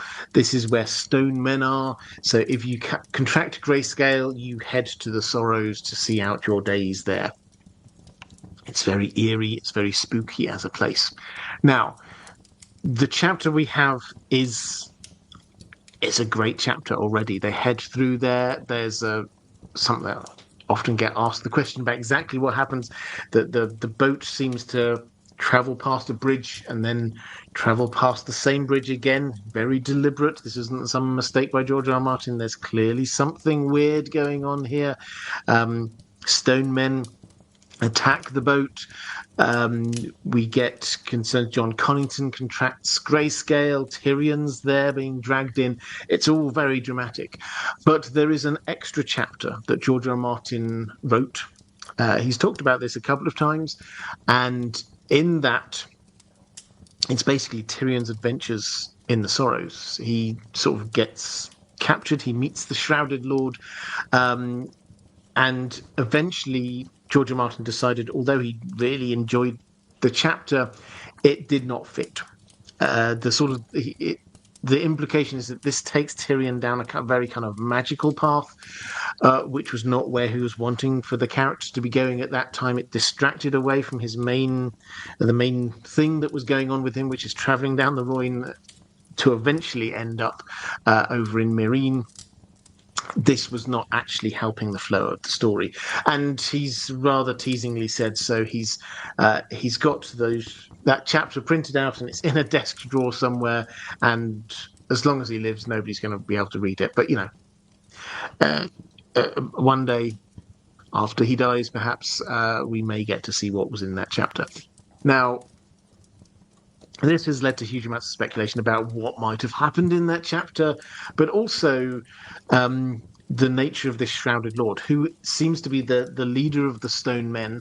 Who could this be? There are lots of legends and rumors about this person, and he's apparently you will get a boon, a gift, if you can make the Shrouded Lord laugh. Some people have said, oh, maybe this could be Geryon. Maybe Tyrion could be meeting Geryon and making him laugh. And I see no evidence for it. I love it as an idea. I see no evidence for it.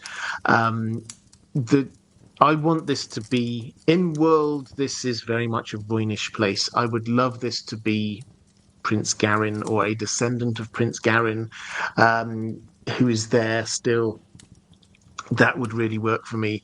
But I mean, I don't know. It's such a weird place, and George R. R. Martin has deliberately shown it to us and then moved us on.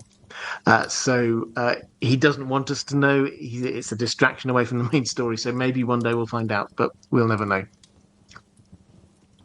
Alex Bryce saying, hello, Robert. This is my first time asking a question as a patron. Well, welcome. This is actually, and I'll use this actually. Good opportunity. Patrons, thank you. I always thank you on my live streams, because I cannot do what I do without your support. So I hugely appreciate it. If you do want to support this channel, Patreon is the best way to do that. All my patrons get a chance to submit questions for these live streams, just as a way of saying thank you. So yeah, there'll be a link down in the description, or if you're watching live, wherever the live chat is. So Alex says, I'm curious about Tywin and more specifically what he does behind closed doors. It is suggested that he built the secret tunnel from the brothel to the Tower of the Hand. Surely if Tywin was prolific enough to build a secret sex tunnel, that other people would be aware of his habits. You'd think that the women might mention it. At the very least, Varys would know, considering his knowledge of the secret tunnel. How do you think Tywin kept it quiet or made it so that we heard no rumours of it? The Phelan Walker also saying, I'm reading A Clash of Kings and just finished a Tyrion chapter where he visits this brothel with a secret tunnel. Varys mentions a previous Hand of the King dug it in order to visit the brothel in secret. Do you think it was Tywin Lannister? If not Tywin, do you have any thoughts as to who else it might have been? Jon Arryn seems unlikely. So, what's going on? Well, we get this is Varys trying to ingratiate himself with Tyrion. And it's so Shay, his lover, he gets put out in the city, and Varys shows him there via this secret tunnel from the Tower of the Hand, which takes him to Chataya's, this brothel, out in the city. And Tyrion, understandably, sort of says, "So, how long's this been here? Who made this?" And Varys says, and I quote, "The tunnel was dug for another king's hand, whose honor would not allow him to enter such a house openly. Chitaya has closely guarded the knowledge of its existence." So we're not told which king, which hand, only that this hand, his honor would not allow him to openly go there. Now, the implication is that this has to be a hand who was there for more than just a few months, to have an entire tunnel built out from the Red Keep all the way out into the city. It seems to be somebody who was probably a hand there for a little while, and has their own reasons for not wishing to be seen to do it. So why do people think this is Tywin? Well,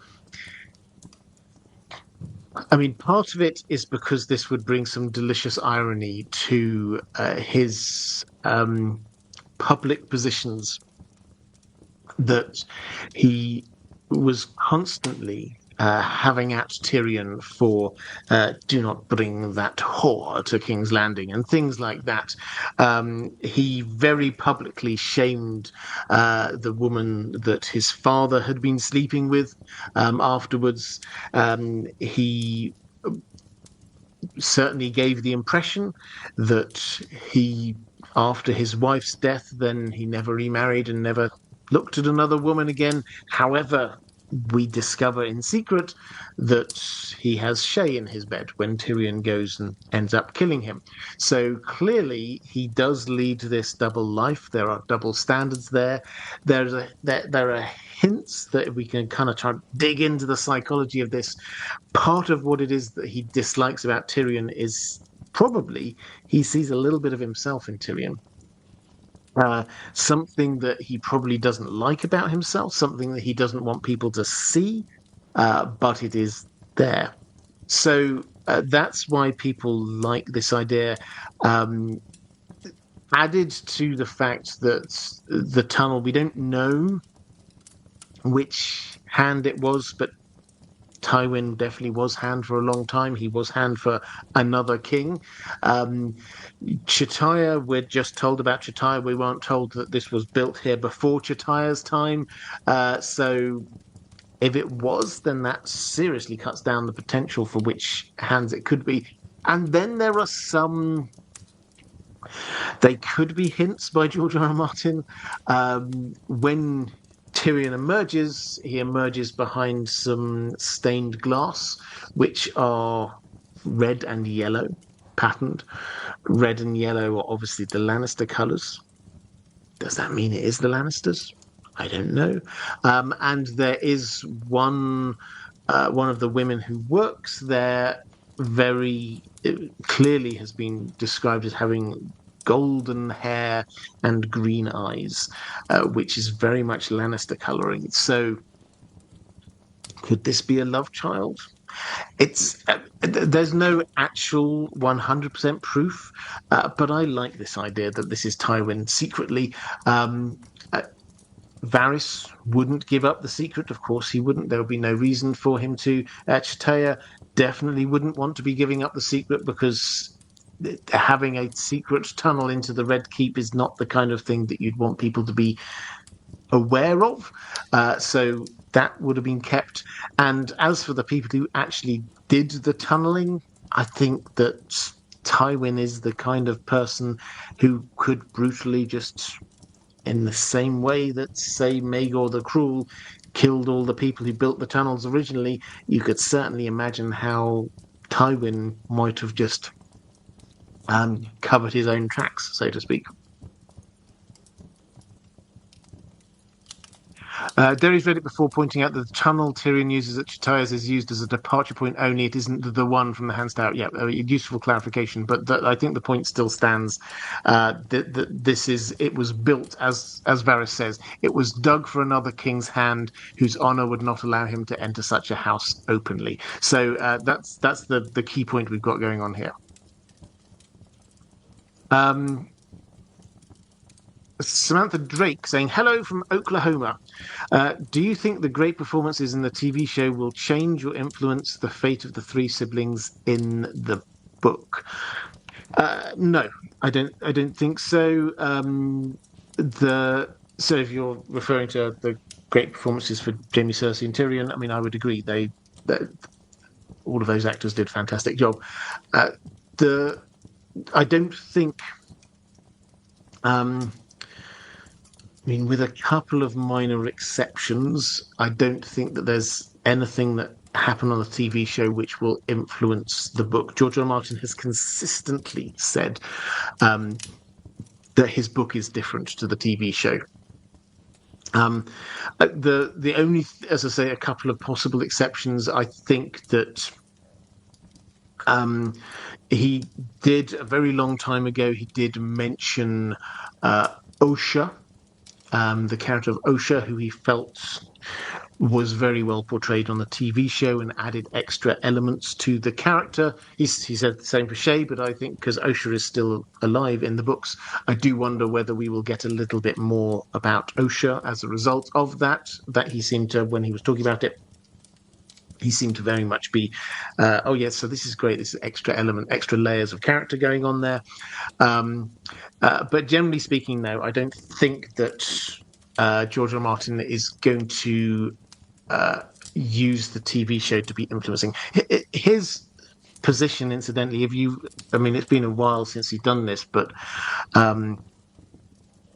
when he last addressed these kind of things in his blog, then what he was at pains to point out is that the book can't end the same as the TV show, because there are characters in the TV show who died that are still alive in the books. There are lots of big characters and massive plot lines in the books that aren't on the TV show. It's not just a matter of, is he going to do the same thing that happened on the TV show? That's not even on the table, because to take one example, because we were talking about it a little bit earlier, on the TV show, Dany arrives and faces Cersei in King's Landing. That completely leaves the whole issue of Fagon's invasion, which is going to be there first. They kind of merged that into what was going on. The Golden Company were then working for Cersei. That is going to be completely different. And Dany's approach to how does she deal with somebody claiming to be a fellow Targaryen is going to be incredibly different to how she would deal with somebody who was just a Lannister. James Boros. I've had this weird counterfactual in my head for a long time, but never articulated. What if, by some strange twist of fate, Tyrion was fostered at Winterfell under Ned? what would that Tyrion be like? Well, I mean, these what ifs I always find quite hard because it's what would Tyrion at Winterfell be like? I mean, fundamentally, he would be the same person. He would still be intelligent. He would still be strategic. Um, he would um, probably still use his wits to be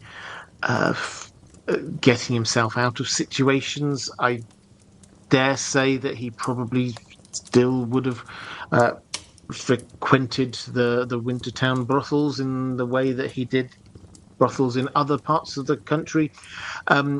What might be different, though, is the when we meet him, he has this armor up.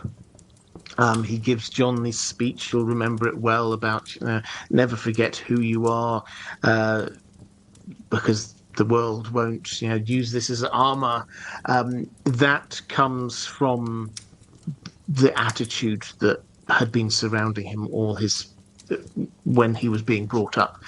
Um, would Winterfell have been a more supportive environment? Probably, probably. And so I think you would seen a less sort of battle weary Tyrion, so to speak. But fundamentally, I think he would have been the same character. Jackie C saying it didn't do Theon much good. Um, it, it did while he was there. So I think that this is the point, and I'm glad you raised Theon because Theon, um, he's not a nice guy when he's up in Winterfell by any stretch of the imagination. First time around, and he's a clearly nasty guy the second time around. But he's softened compared to what he is when he goes back and meets his father and his family over in Pike. Then he feels he has to prove himself, and that is what drives him to be starting to do the things that he does. So actually, while he was at Winterfell, he was arrogant. He was not a pleasant person to be around, but a lot of the harshest edges weren't there. Um, that Alf Torrent just saying, actually, Theon was a very confused young boy looking for validation from the man he felt threw him away. Yeah, I think that's a really interesting and good point. Rustler saying, good day, Robert. What was Tywin's plan for getting Jaime out of the Kingsguard if the War of the Five Kings hadn't happened? He doesn't seem to do anything towards this end in the years between Robert's rebellion and the first book, yet seems certain Jaime will be his heir. Yet this is, again, a really interesting observation. So Tywin is very clear. Jaime is going to be his heir. He doesn't want Tyrion to inherit, and yet just before Robert's rebellion, Jaime becomes a member of the Kingsguard, and that means that he can't inherit. So what's the plan? Well, for 15 years or so, Jaime is just a member of the Kingsguard, and as you say, Tywin appears to do very little. I think, however, this is more biding his time than not doing anything. I think that he realized, as Cersei did, that Robert Baratheon's rule was not going to last forever.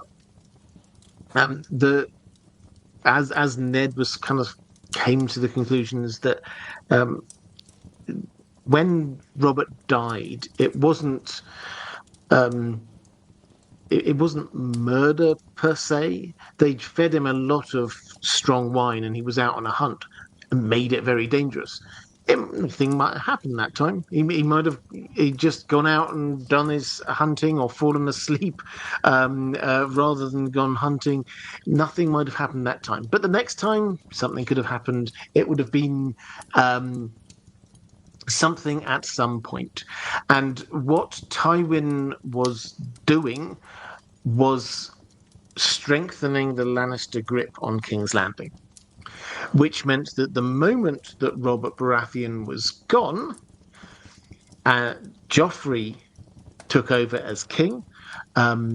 Who was being regent? Cersei was being regent. At this moment in time, he could just get Jaime released from his vows. I think it's as simple as that. Is that at some point Robert's reign would end, and when that happened, the Lannisters were in control, and that was the plan. We do see a sort of a start of a plan when Jaime returns down to King's Landing. He has the it's in A Storm of Swords. There's some fantastic Jaime chapters when he arrives back at King's Landing, and he's been thinking all this time, I'm going to go back and it's going to be a bit like it was before. But then chapter after chapter, bits of what he perhaps was hoping for or expecting just get chipped away. Obviously, he loses his hand. He arrives back to find that the Kingsguard has all been changed. So it's not the people that he knew, it's a whole load of extra people that he doesn't really like, didn't appoint himself. The relationship with Cersei takes a kind of a downward spiral. And then he's faced with his father, who does basically try and order him to leave the Kingsguard. He basically says, okay, so you now need to go back to Casterly Rock, become my heir. He even says, so you should take Tommen with you. He can be your squire. Marjorie Tyrell, you should marry Marjorie Tyrell. He's got this whole idea plotted out in his mind about what he's going to do. Now, that clearly was the situation at the time, wasn't always going to be the plan, but it shows that Tywin had been considering this possibility all along. The moment that his grandchild was on the throne and Jaime was back, that's what he could do. He could say, right, here's the plan. You're now quitting the Kingsguard.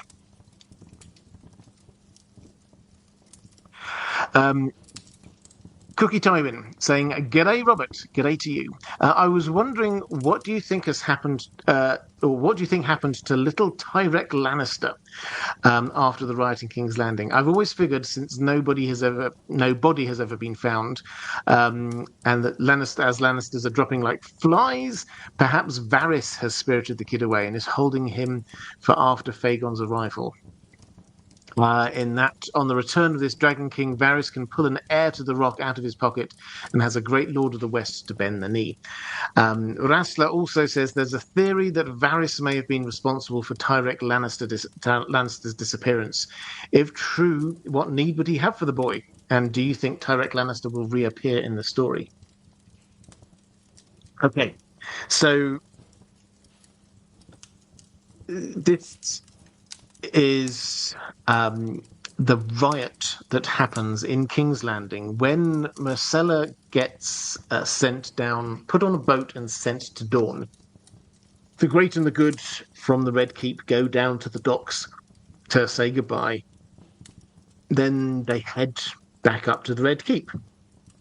The people are disgruntled, not actually by the procession and the Myrcella going. It's more the fact that they've not got much food, because Stannis has blockaded King's Landing, and here's all of these clearly very well-fed nobles who are here. The people are angry, and there's a riot. It starts out relatively quietly, but escalates quite quickly. A woman, I think, holding a baby, steps in front of the Sansa and Joffrey, basically, and clearly is demanding food. Sansa seems to have some sort of pity, says, we should give her some money. So they throw some money, but some silver coins, but she doesn't react to that, at which point a whole bunch of people see these silver coins on the floor and just suddenly starts scrabbling around for them. This prevents them getting back up to the Red Keep even more. Joffrey starts getting angry. Somebody starts throwing something at Joffrey. Somebody lays a hand on him. The Kingsguard start getting involved. It escalates very quickly. People do get back up to King's Landing, but a lot of people are lost along the way. And some of them, High Septon is lost. Lolis Stokeworth has terrible things happen to her. There's a few other minor named characters who die or disappear, and Sansa gets dragged off and has to be rescued by the Hound. And it's all a little bit, who knows exactly what's going on. They have to spend some time trying to figure out, is everyone here? What happened when they get back? And it turns out Tyland Lannister has gone missing during this scuffle riot, which spreads out across the city. Now, who is Tyland? He is a cousin to the Lannisters that we know. So he is the son of Tyget Lannister, who is the third of four brothers, Tywin's younger brother. Now, he is a character who we sort of see on the fringes of the action. He's one of Robert Baratheon's squires, along with Lancel Lannister. As a part of the Lannisters trying to grab hold of the Riverlands, then they marry quite a few of their own to Riverland lordly families. This is one of them. So we get Tyrek married to, name escapes me, but one of the minor lordly families in the Riverlands, and actually he has to marry, because it's the only option they have, he has to marry a baby, like a 1-year-old. Everybody mocks him for it, and but he disappears. And that's it. He's gone. They send out search parties. They don't find a body. They don't find anything. Now, what's going on? It's a mystery. It's not one of the massive mysteries that our attention's drawn to, but it's just okay. We don't know what happened to him. We don't know where he is. Now, this is going to be one of those things where, first of all, I'll set out the boring, most likely answer. And then I'll address this other possibility, which is a real possibility. But first, the boring answer. The boring answer is this was a riot. People disappear in riots. He will have been wearing rich clothing. People will have grabbed him, taken sort of jewelry and valuables off of him. Maybe he got killed and they had to dispose of the body. This is not. There's no need for a big surprise here. There's no need for a conspiracy theory. It's just a thing which could have happened. It's a riot. People go missing in riots in King's Landing. So that's the boring answer and the most likely answer. However, Jaime thinks to himself, and Jaime's quite a clever guy, quite insightful sometimes. He thinks, so Varys didn't have, he didn't come down to see off Marcella. He wasn't involved there, so he stayed back.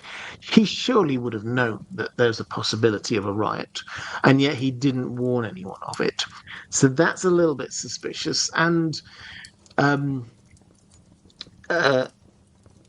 what we've got here is one of Robert Baratheon's squires.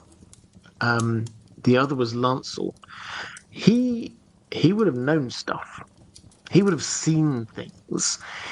He almost certainly would have, if not been involved in the plot to be getting Robert Baratheon drunk and by implication putting him in danger that might kill him on that hunt, then he will have seen it happen. He will have seen the way that Lancel kept on feeding the king extra strong wine. So he would have been aware of that. He might even have been aware of the king's nocturnal habits and things like that. So he will have known stuff. And Jamie thinks so. Varys, maybe he took the opportunity and got him for the information he had. That's Jamie's thought. Now, um, the extra layer we've got going on here is that Varys obviously is not just that Jamie doesn't know what Varys's big game is, but we've got an idea. We've got an inkling of what his big plan is. And at a very high level, Varys is working with Illyrio to be trying to bring Aegon the Sixth, to power in King's Landing. Illyrio is in charge of everything that happens over in Essos. Varys is in charge of everything that happens over in Westeros. And the most obvious thing that he is doing is weakening King's Landing. So I did a video quite recently which basically says if you read between the lines, he's the person who managed to subtly influence to get Sir Barristan out of the way. Tyrion, he clearly takes him out of King's Landing and up to Illyrio. He gets rid of Kevin Lannister in the epilogue to A Dance with Dragons. He kills him and says explicitly to him as he is dying, it's only because you are being competent and you are helping the make King's Landing's defenses strong again. So he is very clearly trying to weaken King's Landing and weaken the Seven Kingdoms. We overhear a conversation. Allowing the country to be at war so that it's weak and is able to fall when Aegon's invasion, Aegon the Sixth invasion happens. But there's another element to all of this that we haven't really seen, but surely must be going on, which is that Varys and Illyrio don't just want their man to be king of King's Landing. They want him to be king of the Seven Kingdoms, which means that he has to have support from outside of King's Landing. Other parts of the Seven Kingdoms have to come on board. Now, we're getting hints about how we might expect to see Dawn come on board. The Arianne plotline is very likely to be heading in that direction. But what about the Lannisters? Does Varys want to tame Lannister? That he can that he is quite low down in the order of succession, but as you say, the Lannisters are starting to fall very quickly. Jaime is still a member of the Kingsguard; he's not in the succession anymore. Tyrion is basically out of the line of succession as well. He's been sentenced to death. Joffrey's gone. Kevin Lannister's gone. The list of heirs is starting to grow thin. So actually, getting someone like Tyrek could make some sense. Now, do we have any evidence that this is what's going on? No, nothing other than the sort of the. Could Varys have done it? Yeah. Is it a bit mildly suspicious that he wasn't there when the riot happened and he didn't warn anyone that it might happen? Yeah. Would it make sense for him to do it? Yeah. But we haven't got any smoking gun. We haven't got any conversations where he talks about his Lannister prisoner. We haven't got any hints that he was out there ordering people to capture him. We've got nothing like that. So it's possible, but the boring answer is probably still more likely. Right. Mara Lee. In A Dance with Dragons, Kevin Lannister is murdered by Varys, who hopes suspicion will fall on Highgarden and House Tyrell. Given the fact that Fagon will soon be coming to King's Landing, will Cersei want to risk war with House Tyrell given this new problem? I would think in order to protect her son Tommen's throne, Cersei will need all the help she can get to defend her son's throne from Fagon. What do you think? I think you're talking absolute sense, and I think that makes a complete logical sense. However, Cersei is not being at all logical at the moment. So, um, uh, she, if you're reading through A Feast for Crows, when we get introduced to Cersei's POV, you just see again and again how she thinks that she really clever and is doing all of the right strategic things, but again and again she is ignoring the important matters, focusing in on the minutiae and things that really don't matter at all, and being incredibly paranoid and seeking ways to be killing off her enemies. Um, so if she thinks that House Tyrell murdered her uncle, she will immediately try and get revenge on them. Uh, the fact that there's an army 2 weeks march away from King's Landing, that's not really going to cross her mind. She'll think the priority is dealing with the enemy within King's Landing first, or something along those lines, and she'll be very proud of herself for how she does it. If she does do something equivalent to blowing up the Great Sept, she'll think that she's very clever in. She gets rid of. The Marjorie, the Tyrells, and the High Septon all at the same time. Well done, her. And she went for 1 second to think, what might this mean for the small folk? That might they now turn on me? Might they not like me because of blowing up the Great Sept? Bits of falling masonry everywhere, explosion all across the piece. So many people will die just because they happen to be there. Okay, let's go to a question from Sir Friend saying, hope all's well, Robert. New patron and first live stream contribution. Welcome. Through A Song of Ice and Fire, pretty much all the major houses have had some betrayal or political playing from their lower tier houses. Karstarks, Freys, the Baratheon brothers dividing the Reach, Stormland families, Lords Declarant, shenanigans, etc. Other than the minor Westerling issue, which worked out for them anyway, the Lannisters have avoided this. How do you see the Lannisters being impacted by potential game playing or betrayals from now on? Interesting. Yes, so we did get the Westerlings. I mean, it did, as you say, work out all right for them in House Lannister in the end, but we haven't, as I said earlier, we haven't seen all of the detail of how the politics in the Westerlands works. We have not been there with the POV yet. We do not understand. There may well be some houses who are not happy with how the Lannisters are playing this. It's entirely possible. There may well be some houses who got a little bit upset that Robb Stark could come in with an army into the Westlands. Then, from their perspective, the Lannisters couldn't even protect us from them attacking us in our own heartlands. It's possible that there are some disgruntled families there already. When we might see this, though, is, and my theory for how we're going to see Castle Rock, which George R. Martin tells us that we will, is through Cersei's POV. Now, I can see, if we roughly map out what's going to happen in King's Landing, Cersei will react to the murder of Kevin Lannister. She will try and take on the Tyrells and the Faith. The people will almost certainly turn on her.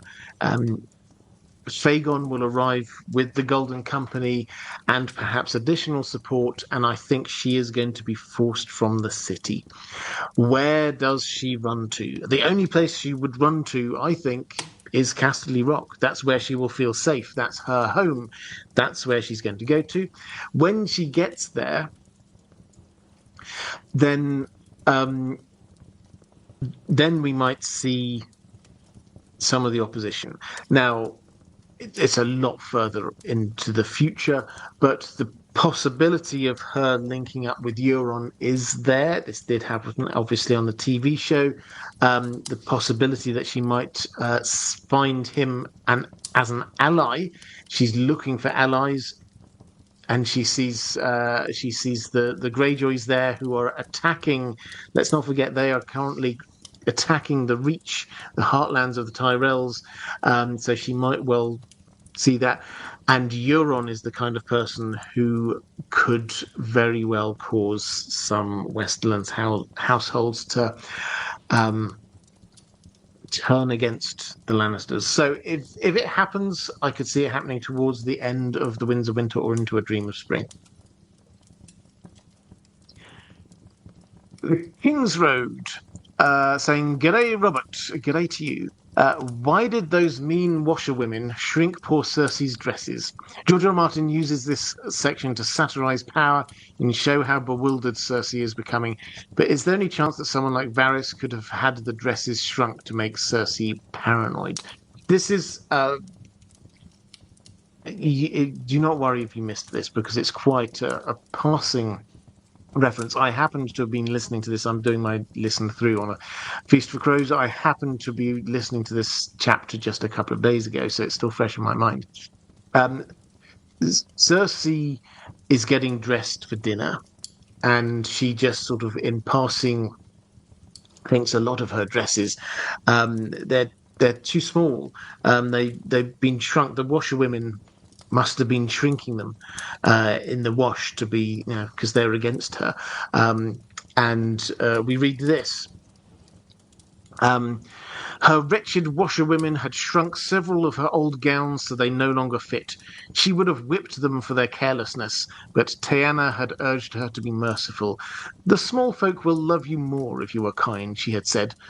So Cersei had ordered the value of the gowns deducted from the women's wages, a much more elegant solution.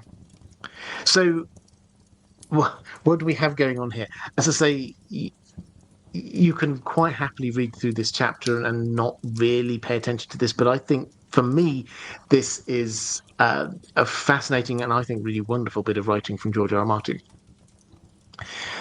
We have Cersei there who has this a lot going on during this chapter. She is sort of ruling at the moment. She's Queen Regent, and she's got all of these different plots going on. She is about to have dinner with these a couple of sort of minor nobles, who she then tries to persuade to kill Bronn because Bronn was obviously worked for Tyrion. But I mean, the person that she's trying to persuade to kill Bronn was a half decent tourney knight about 20 years ago. It seems just incredibly bizarre that she thinks that that could be a threat to Bronn in any way, shape, or form.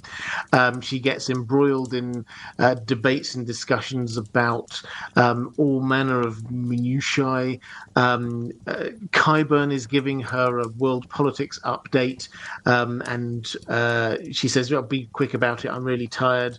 He says things like, "So we've got reports that in Marine the slaves are being freed, and we've got reports of dragons."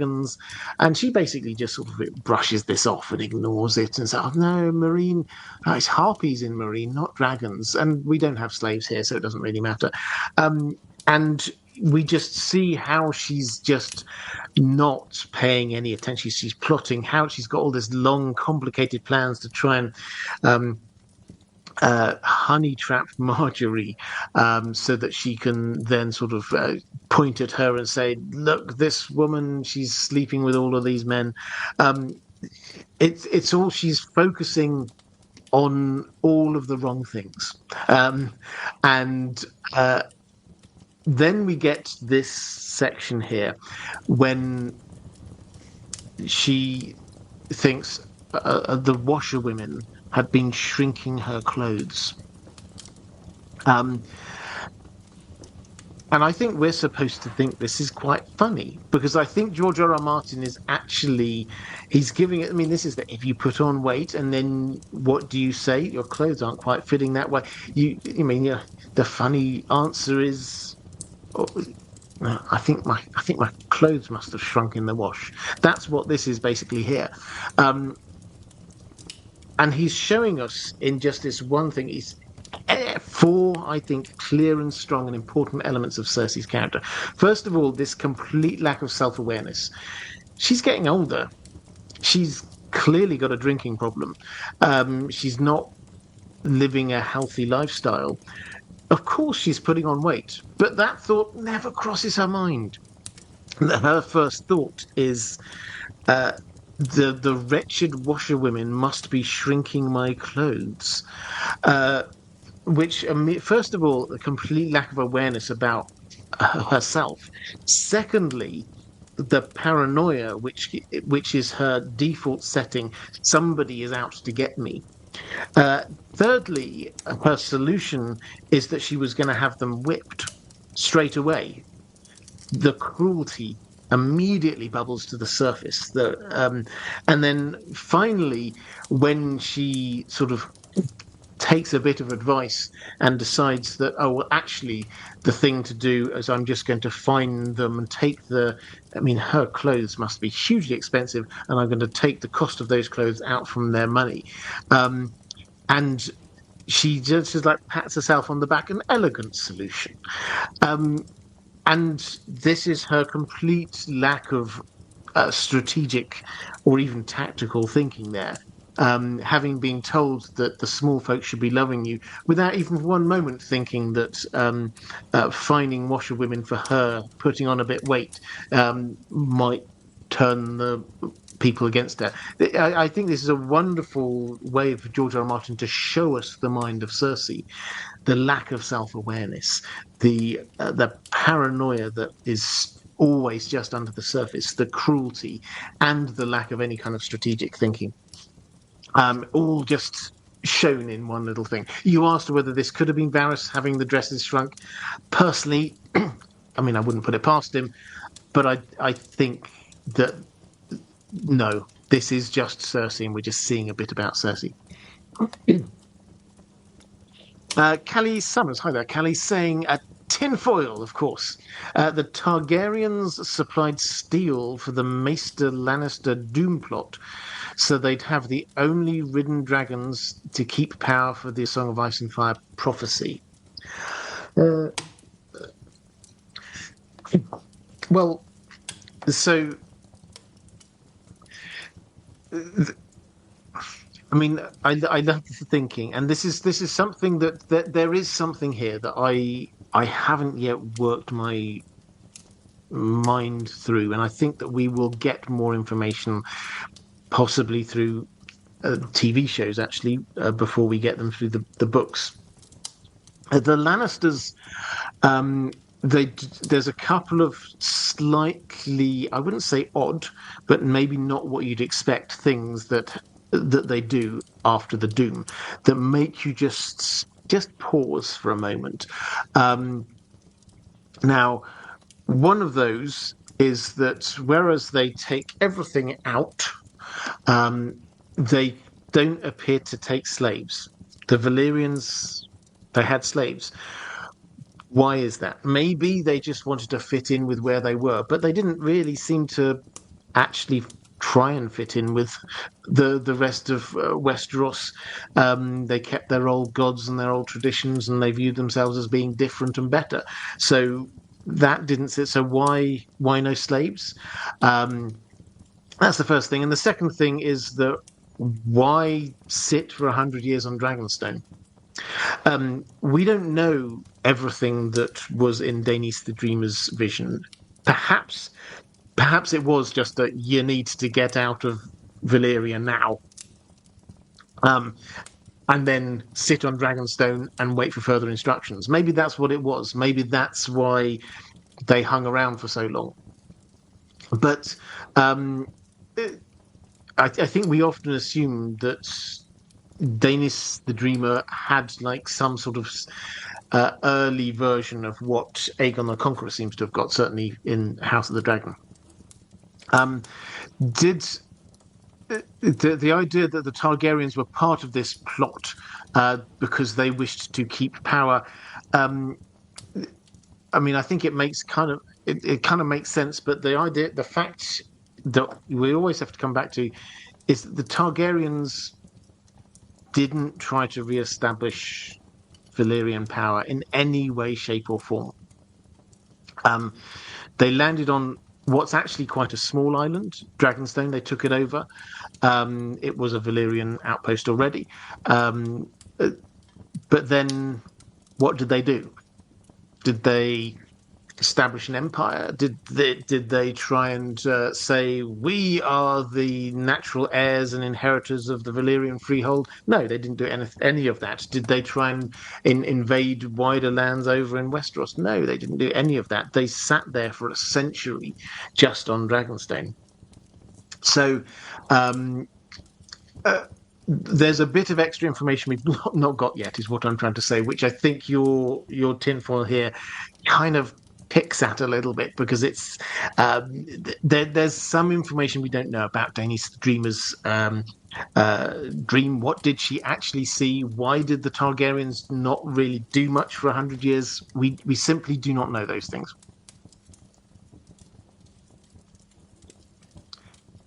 Um, Andrew Kay picking up the dresses thing, saying it's more Cersei Rhaenyra parallels as well. Concerns about weight gain and fading looks, both quite rash, paranoid, and cruel as well. The echoes between them are staggering. Yeah, so George R. R. Martin very much wants us to see, I think, echoes between Cersei and Rhaenyra in when we get to the Winds of Winter. Um, he also gives us some kind of echoes around this time. So when we actually see Jenna Lannister, we find that she once was a great beauty, but now she's quite a large woman, and so immediately we're there going, oh yeah, so Lannister's put on weight in middle age, just like everyone else does. Cersei does not think of herself as being heading towards middle age. Um, uh, she she kind of like occasionally randomly sort of looks at another woman and sort of notices that uh, they're slim or something like that, but she doesn't ever like go, well, and now I'm starting to lose a bit of my figure or anything like that. Doesn't, not until she does the walk of shame, at which point she does seem to get a little bit more self-aware. And this isn't a good way in many ways, but she does seem to view her own body in a lot more of an objective fashion than she had done previously. Um, Commander Ray, how true is it to say that the Lannister gold mines are going dry? And what other sources of wealth have the Lannisters been able to secure to ensure that they remain so wealthy? Also, what is the significance that their wealth will play in the story going forward? Um, Uh, and Vance saying, I mean, you also asked about the Valyrian prophecy about Lannister gold. I think I've covered that one off already. Vance is saying, in the show, Tywin revealed to Cersei that the Lannisters no longer had any working gold mines. However, this appears to be a throwaway line, as it never came up again and had no bearing on the show at all. Will we see this idea in the books and play out further, in your opinion? Okay, so the Lannister mines.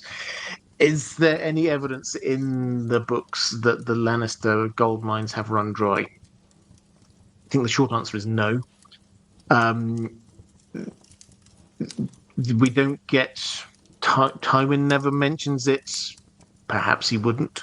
But Kevin, who is now basically the house patriarch, um, he, even as recently as the epilogue to A Dance with Dragons, he's there sort of promising Lannister gold to be helping out with the crown um, finances.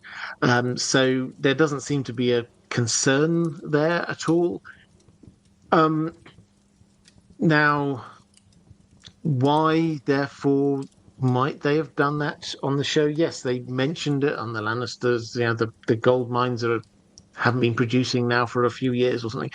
Uh, So why might they have done that on the show? I mean, my only guess is because they wanted to make it clear that the Iron Bank was an actual threat, that the Lannisters couldn't bail out the Iron Throne anymore. I think that's probably where they were going. in the books, I think this is going to be different because I think Cersei's going to be out of King's Landing at some point in the next book. So this is all going to be rather a moot point.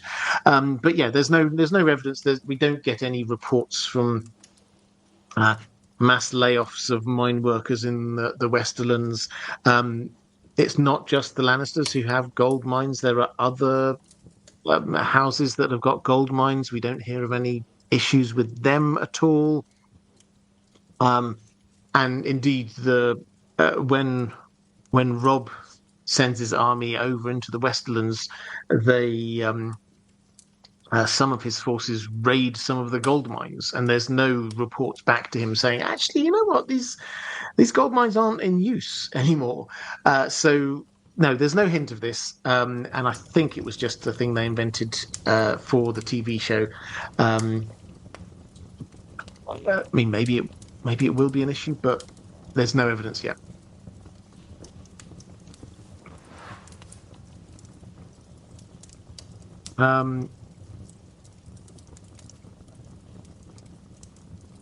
Oh, and Caius Ballerina saying George R. R. Martin said in a blog post a year ago that the mines aren't dry. Well, I missed that one, but that's a good spot from you. And I'm glad that my thinking was right. Okay, thank you for that. Keith Boynton, will we see a Jaime Tyrion reunion in the final books? And if so, what are the odds of a reconciliation between the two of them? It seems like Tyrion is going down a darker path while Jaime is stumbling towards redemption. Is George R. R. Martin setting up a reversal wherein the villainous brother becomes more heroic and vice versa? Understanding, of course, that in this world things are never so black and white. Yeah, I think we probably will get them meeting again. That, if you read it, that section when Jaime releases Tyrion, this is a tipping point for both of them. It happens to be there that Tyrion has, through that book, he's lost everything that he thought he had. He was Hand of the King. He had Shay. He thought that he had some sort of respect. Finally, at last, bit by bit, all of these things get taken away from him, and he ends up being falsely accused of Joffrey's murder, found guilty. Everybody has turned against him. And Jaime turns up, and he just takes it all out on Jaime. And his mindset at this point is, okay, everyone's always told me I'm the monster. I am the monster. That's who I'm going to be. He's just lashing out all over the place. So that's his mindset when they meet. Jaime, I've already kind of hinted at this, when he arrives back in King's Landing, one after another, everything that he thought about his former life is not there anymore. The Kingsguard has changed. His relationship with Cersei has changed. His father wants him to do stuff that he's just flatly refusing to do. He doesn't have his hand, so he's no longer the fearsome fighter that he used to be. And he actually wants to come clean to Tyrion. Releasing Tyrion is an act of rebellion against his family in the first place, but then he doesn't want Tyrion to go without unburdening himself about the part that he played in what happened with Tisha, Tyrion's first wife. And so we get these two trajectories of character arcs which just meet at this one point where Jaime has to unburden himself about a terrible thing that he did a long time ago, because he needs to be right in himself. And Tyrion, who is at the point of saying, yes, I'm a monster, everything and more that everyone's ever said against me is right. And he this was already a sore spot for him, but he then just invents stuff to hurt Jaime. And so the clash is not just that they are there and they had an argument. They were both at this tipping point in their arcs that then sort of send them off elsewhere. So how how and when they meet will depend on what the nature of that relationship is. Tyrion is slowly but surely rebuilding who he is. There are some things that he needs to get some reconciliation on himself. He has this where do whores go thing going on in his head. George R. Martin has said we will find out where they go. So that means perhaps he's going to reach some point where he does understand what happened there in the end. When he can get to a point where he can be potentially returning to Westeros, to his home. He can meet dragons, this thing that he's been obsessed with all this time. So he is starting to rebuild himself to a new life of sorts. Um, Jamie, this is his turning his back on his family, which escalates the further he goes. He When he heads out and away from King's Landing, Cersei writes to him asking for help, and he just rips up the letter. The very last thing we see of him is Brienne turns up, and he follows her and just abandons his post. Um, he's been sent out on a mission basically by the Lannisters, and he just abandons it because he's decided it's more important to be doing what Brienne is wanting him to be doing, which is to be fulfilling the oaths that he made. So, um, uh, Tyrion was going down a really dark path and is slowly building himself into a new Tyrion. We don't yet know what that new Tyrion is going to be looking like. Jamie is rebuilding himself, and he's building himself up to be a new Jamie. We don't yet know what that is going to look like. When they do finally meet, it's at least another book away, I think. They will be different people. And hopefully, they will be people who have got to some kind of peace with their past, each of them, which should therefore allow them to meet at a better place. So I think that, yes, they will meet again.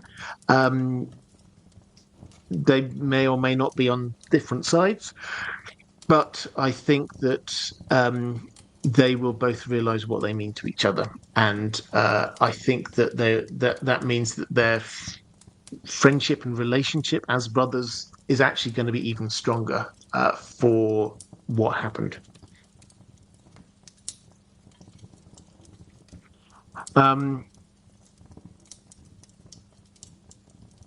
let's go to Jahan saying, "Hi, Robert. I was wondering what your current view is on the Tyrion Targaryen theory.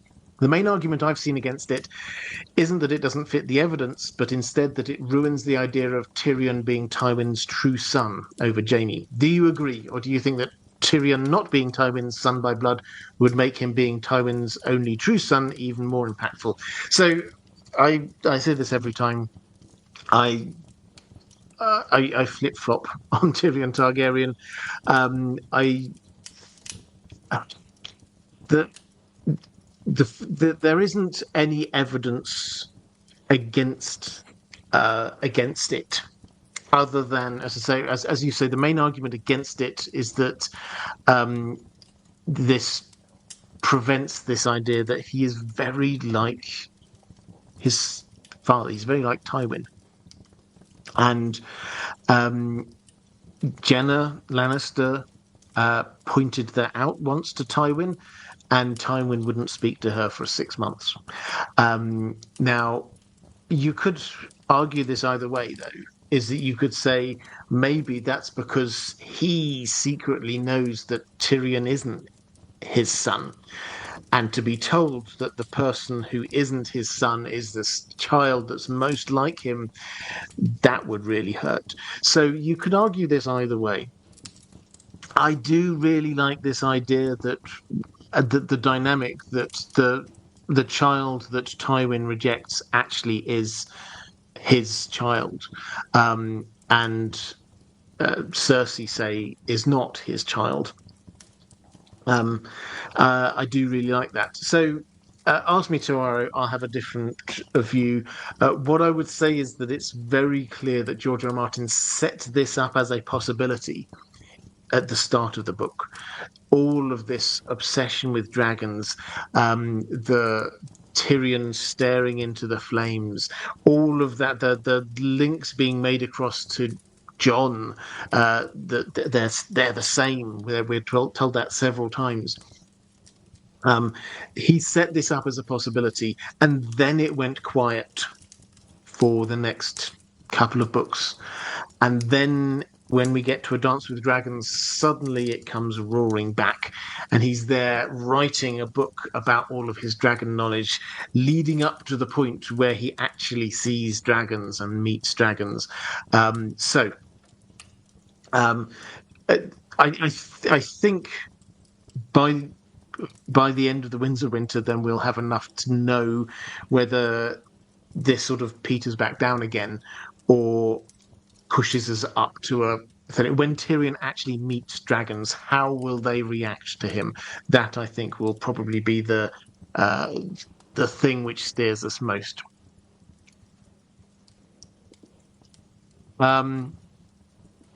Let's go to Caius Ballerina saying, in the leaked bits of the scrapped prequel, this is the spin-off show prequel, which only ever got as far as a pilot.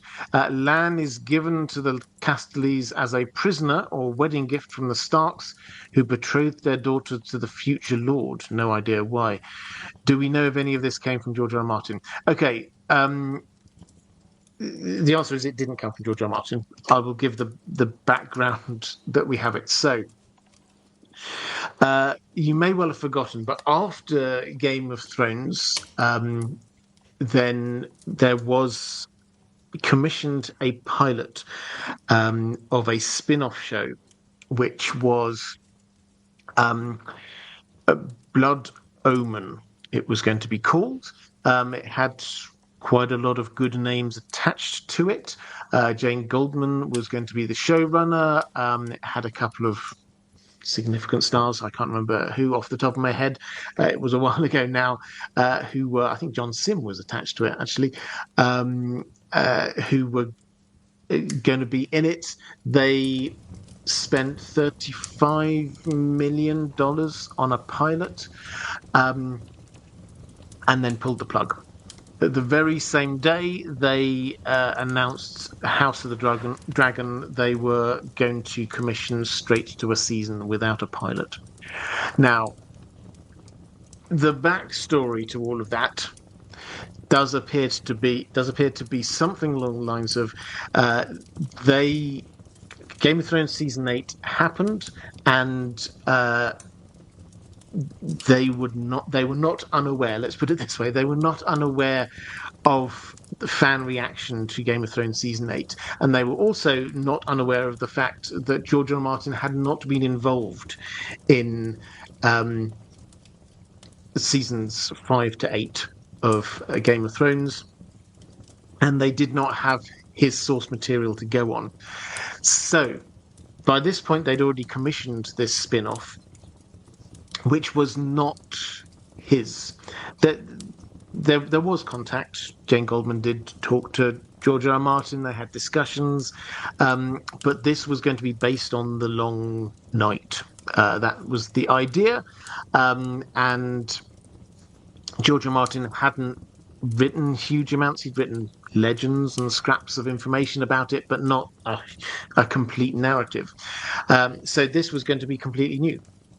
And the HBO execs, we don't know maybe the pilot wasn't good. I've not seen it. I can't say. But the HBO execs did get a bit frightened and decided that the best thing to do would be to have George R. R. Martin on board, to go with stories that George R. R. Martin had already finished writing. It is noticeable when you see the two things that we have had now given the green light. House of the Dragon, we've got the story of the Dance of the Dragons. That's already there. Dunk and Egg, we've got 3 stories. They're already there. So nothing that's been commissioned yet is speculative, is away from what George R. R. Martin has written. So That's a rather long way around of saying that no, George, this did not come from George R. R. Martin. He was consulted, but he was not actively involved in it, and that the information about the plots was not from him. This is different to his involvement in both House of the Dragon and A Knight of the Seven Kingdoms. When that comes out, he's not showrunner, he's not writing any episodes, but if you read, and he said this in various forms at various times, he is deeply and actively involved in the development of those stories. So when something happens on House of the Dragon, it may well go against what's in the books, but it means that George R. R. Martin has given it the thumbs up for the TV show, at least. And some things, like Aegon's prophecy, we're pretty sure that this is because George R. R. Martin is himself wanting this to be included. I hope that kind of makes some sort of sense. John Buxton saying, a channel member here, saying, "Evening, Robert, and everyone in the chat. Any thoughts on how the reunion of Tyrion and Cersei will play out?" Well, I mean, if they do have a reunion, Cersei almost certainly will be wanting to kill him, and Tyrion may well want to kill her too. My instinct is that their reunion is further away thematically than Jaime's and Tyrion's. Erin Sunek saying Naomi Watts was one of the stars. Yes, that was the name that I couldn't quite remember the name, but yeah, so Naomi Watts was attached to that pilot, which is somewhere lost. This is one of those things. It's like the pilot for Game of Thrones season 1. It's somewhere in the vaults of HBO. Maybe one day we will get to see it. I would be absolutely fascinated, but all we know is it wasn't given the green light. We hear rumours. I don't know which rumours to give credence to, and I wish I could give you more than that. But yeah, the decision was clearly made that they were going to go and stick closer to George R. R. Martin, what George R. R. Martin had finished writing. Right, let's go to a question about Carl Schultz saying, "Hello, Robert. I have a question about Tywin's notion of how the Lannister name needed to demand respect. I can understand why he had the feelings he had towards Tyrion, but why would he allow, that's understand in inverted commas, but why would he allow Tyrion to be disrespected publicly? Wouldn't he want the least of the Lannisters to demand the same respect?" This is a really interesting kind of like trying to tease your way through to where is the line for Tywin, because he didn't just let anyone do anything they wanted with Tyrion, because when Tyrion got captured by Cat, he went to war. And he was very clear that he went to war for Tyrion, because you do not do that to a Lannister. So clearly that's the line. You have to show that that's way over the line. You can't do that to a Lannister. But at the same time, he kind of turned a blind eye to people mocking Tyrion, being mean to Tyrion. So where is the line? I mean, part of my take on this is that he probably felt that Tyrion could look after himself, or should look after himself. He's not there to. I mean, his attitude. We hear it. Yeah, anyone who must say "I am the king" is no true king. He thinks people should be able to stand up for themselves. He's not there to come rushing in to protect them. It's very noticeable that he very publicly belittled Joffrey as king himself. So he was very happy for people to see the king as a child, as a petulant child, and treat Joffrey as a petulant child. He was okay with that.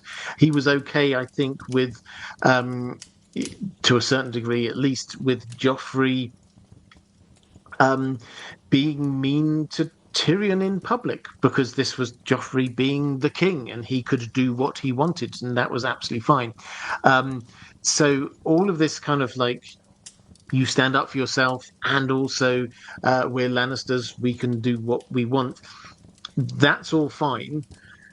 You outside people who are wishing to do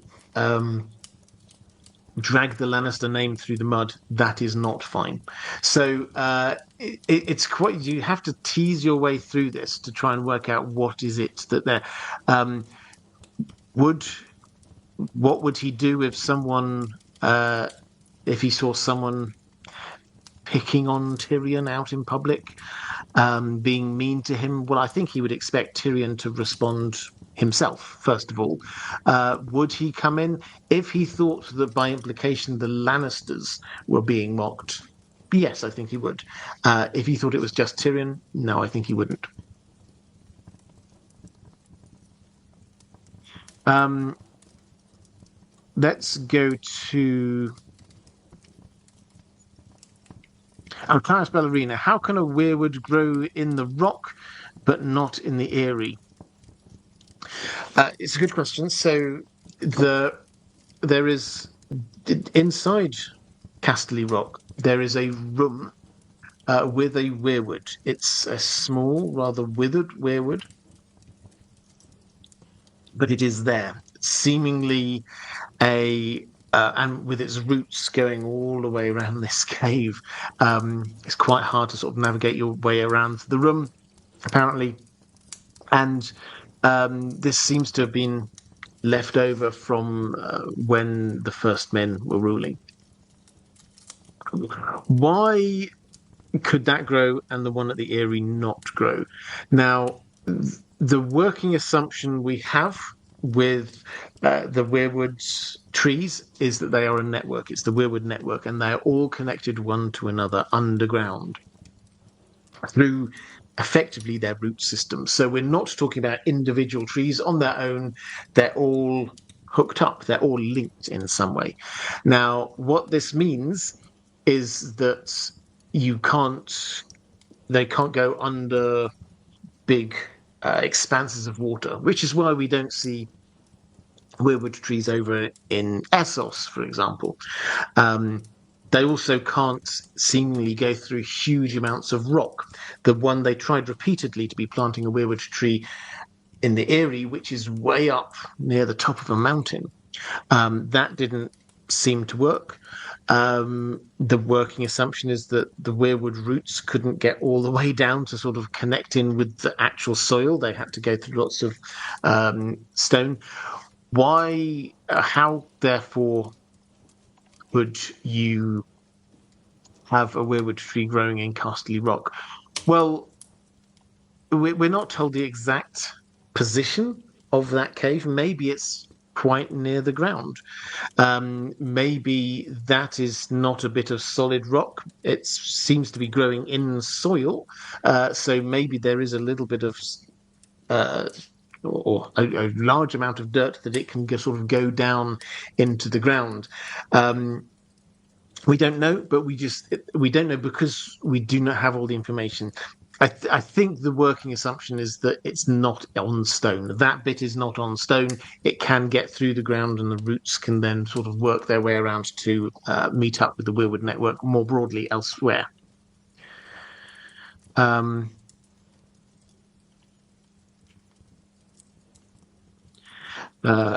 Carl Carstnark saying the rock is at least at sea level and with reasonable climate. Yeah, so at base, it's pretty. Yeah, it's near sea level because it's right by the coast. Let's go to a question from a Raven's Oath. Good evening, Robert. Good evening to you. The Lannister siblings all have interesting visions and dreams. Jaime has a weirwood dream as well as a waking vision while standing vigil over Tywin. Cersei dreams of a white city like Eris. Tyrion has many dreams, of course. The battle dream while with Illyrio fighting beside Bittersteel and having two heads like Maelys.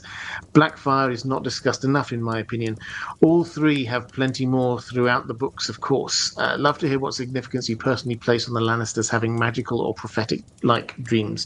Well, this is really fun because they do, um, but they seem incredibly varied. So I don't think that we're looking at a whole actual.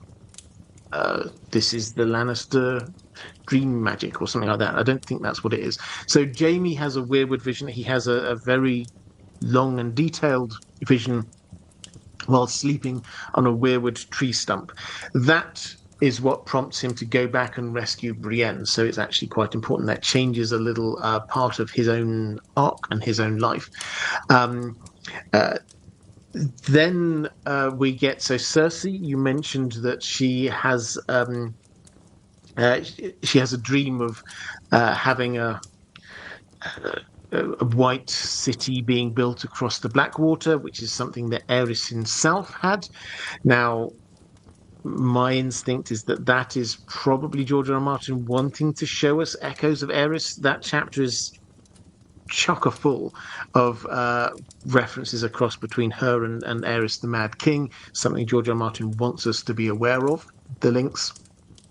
Jamie Tyrion, that dream you're talking about, it's he gets very drunk. This is in Illyrio's manse. He gets very drunk. He's just been taken to Pentos across the sea. His whole life is gone. He hasn't got any idea about his future life, and he has a dream where he's in a battle with Illyrio and Bittersteel, and he sees there's dragons overhead, and he sees his father, and he kills his father in this dream, and then he sees Jaime, and he's smashing Jaime's face in. So this actually feels to me like just a stress dream. It just there doesn't seem to be any for that one. I mean, I'd love the imagery is so vivid, but this does seem that he drank a lot, and then all of his stresses and anxieties came out. Illyrio, he's just met Illyrio. There's absolutely no reason why he shouldn't be having Illyrio randomly popping up in his dreams.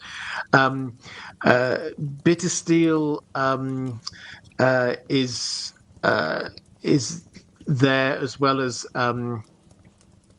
Maelys Blackfire. So Tyrion has two heads. Both of those people are people who are exiled um, out from Westeros, which Tyrion now is. So he probably is feeling that. But also, there's a Blackfire connection, obviously, with both of those, and maybe Tyrion's subconscious is already starting to start making links here with what's going on with the what we think Illyrio is connected with the Blackfire, so maybe his subconscious is that. Him killing his father, he just done that, so obviously that's on his mind, and him smashing his brother's face in, figuratively, that's what he'd just done. He'd lashed out at him verbally. So all of that kind of makes some kind of sense for what you would expect in a dream, after he got very drunk.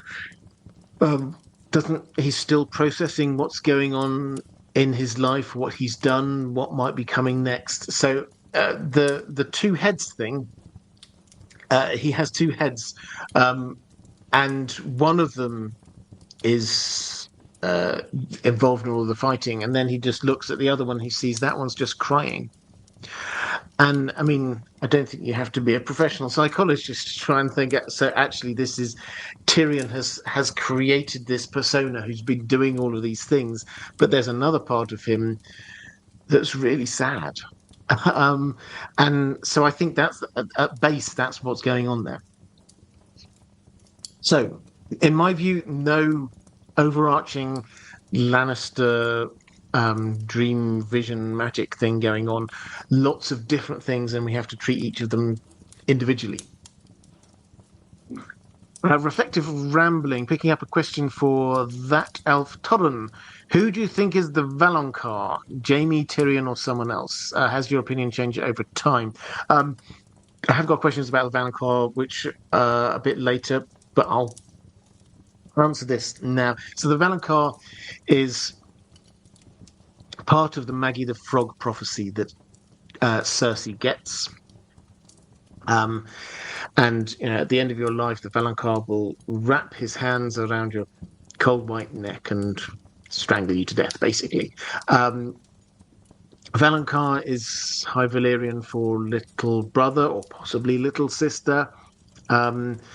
Maggie the Frog's prophecies have been pretty on the nose so far, so we're expecting this also to be true. I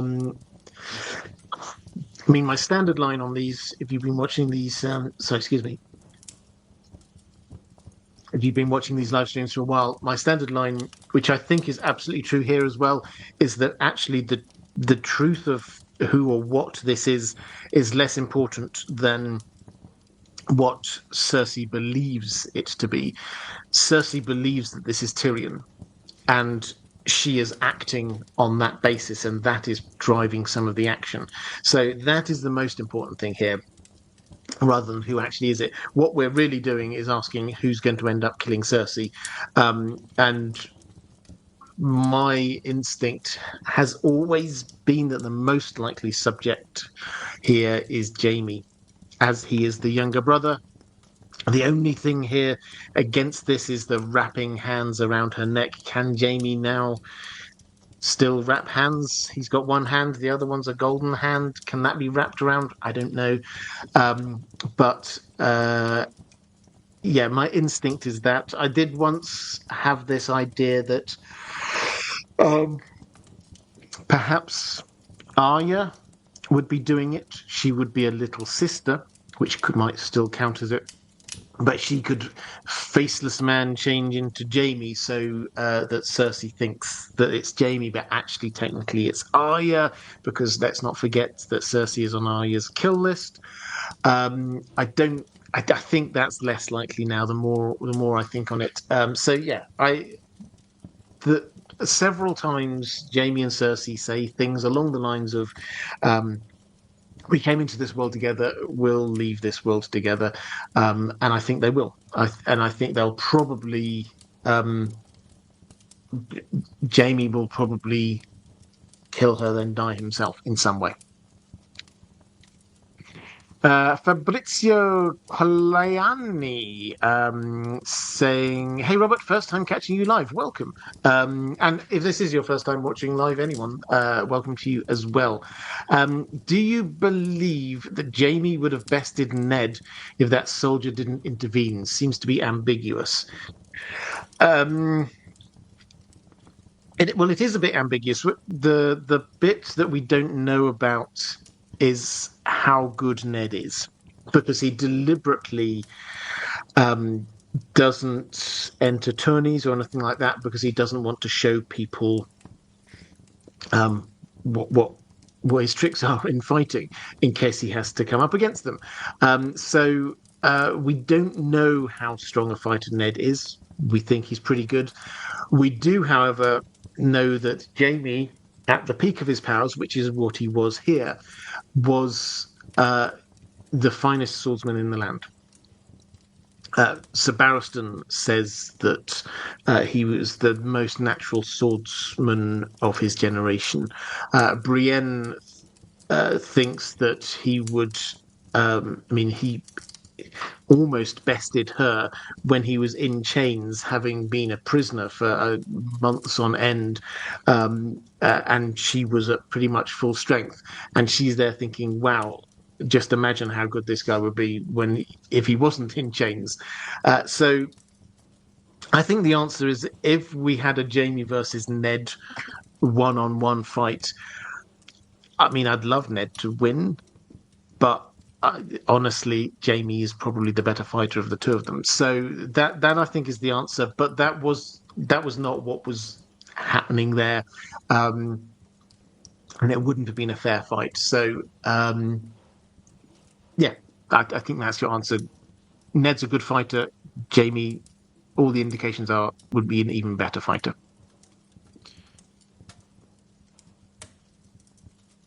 Um, Oh, Carl Carlsnark saying Jamie seems legit, but not a lot of actual war experience per se. More of a duelist or tourney bro, it seems.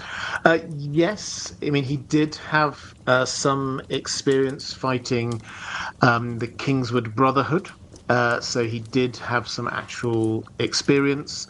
Um, and I mean, I can't remember whether he was there for the Greyjoy Rebellion as well, but it's not like Ned had, you know, he wasn't a huge battle hardened veteran. Yes, he was involved. He was there at in the Greyjoy Rebellion. He was also there in the Battle of the Trident, and came down for the Battle of the Bells. But it's not like he did fought hundreds of campaigns.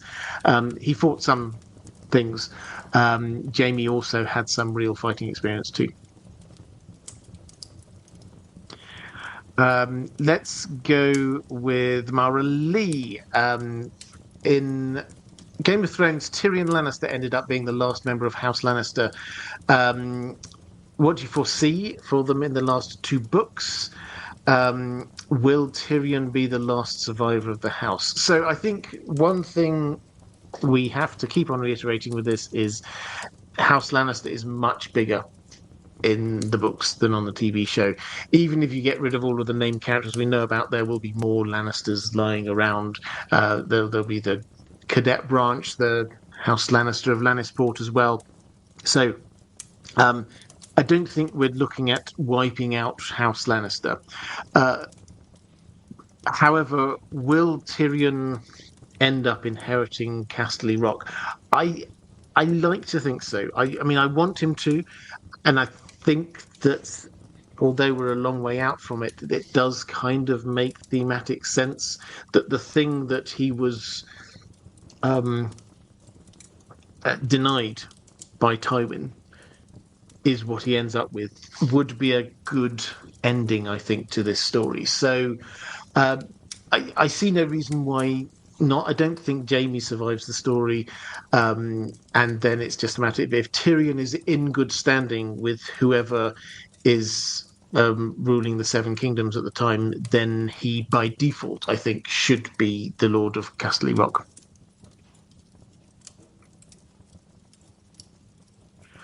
Um, let's go to the Toothless Paste actually saying Ned is alleged to have killed Arthur Dane. Maybe he's hiding. Maybe he's hiding. He couldn't. I mean, Ned admitted that Arthur Dane would have killed him, but for whatever Howland Reed did. We don't know what Howland Reed did, but the clear implication is that Arthur Dane was about defeated Ned in combat, or was about to defeat him. Uh, Daniel Dibka saying, I think one-armed Jamie could beat no-head Ned. Harsh, but probably true. Lord Medici saying, can you think of any reason why Dan and Dave, that's the showrunners of Game of Thrones, the TV show, kind of forgot about the fact that the Lannisters are blonde? It seems to me that at some point, Nikolai Coster-Waldau and Peter Dinklage, neither of whom is naturally blonde, just stopped dyeing their hair. You can see this as early on as season 4, so the phenomenon traces back to before the last couple of seasons. Um, so is there any meaning to this, or is it just carelessness to detail? Well, I mean, I don't think we've ever had an official answer from them on this. You're not the only person to notice it. Their hair did start out, particularly Jamie, started out quite golden, and by the end it was pretty muddy brown, I think is probably the best way of saying it. By contrast, Cersei did keep her golden hair all the way through. It changed length, but she did keep her golden hair. Now, that was a wig, but they could have changed colour of it. Her hairstyle's definitely changed during the show. So I can only guess, uh, and this is perhaps a charitable guess, uh, that giving the showrunners, or perhaps the wardrobe team, some credit, thematic credit. But Jaime and Tyrion both went on arcs that took them away from their Lannister roots. And one way that you could kind of symbolically show that is by their hair slowly shifting in colour away from Lannister blonde and more towards a browner colour. Now, that may be me just being charitable. I do not know. I think on a production as large as Game of Thrones, it's not just the showrunners who are in charge of what the characters look like. There's a whole host of other people. This will have been noticed. So it will have been deliberate in some way. And the only explanation that I can come up with is that it was deliberate in order to symbolically show something. Haley Hustad.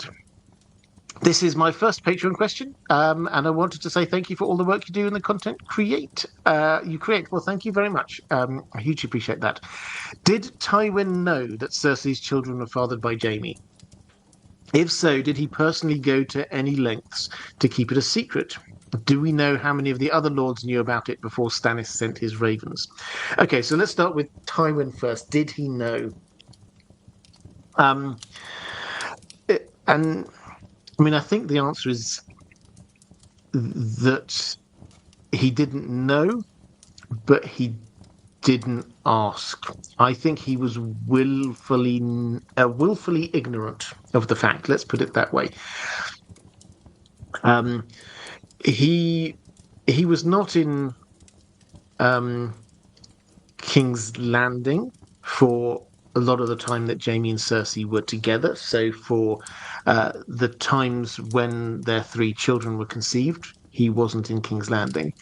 We're told that Jaime and Cersei were discovered once when they were in Casterly Rock, but this was basically by their mother, who said, "Don't do it again or I'll tell your father." So the implication is that he didn't know then. So there's no evidence to say he definitely did know. He vehemently says it's not the case. Kevin, by the end of Dance with Dragons, then Kevin Lannister is basically accepted it as a fact by that point. And if Kevin knew, then you'd be hard-pressed to think that Tywin couldn't have figured it out. So I think my instinct is that he probably didn't know to start with. He may well later on have kind of intellectually figured it out, but decided that he just did not want to go there. He was very much about the appearance of what was going on with the Lannisters for himself. We talked about the Shay and the potential for that tunnel to Chataeas. So he cared about the appearance of what the Lannisters, what people thought of the Lannisters, rather than actually what was going on with the Lannisters. As for who knew before Stannis sent out his raven, or his ravens across the land, well, by that point, quite a few people had sort of been told or figured stuff out, but knowing is a completely different game. And this actually, you get fascinating conversation between Davos and Stannis about why he delayed.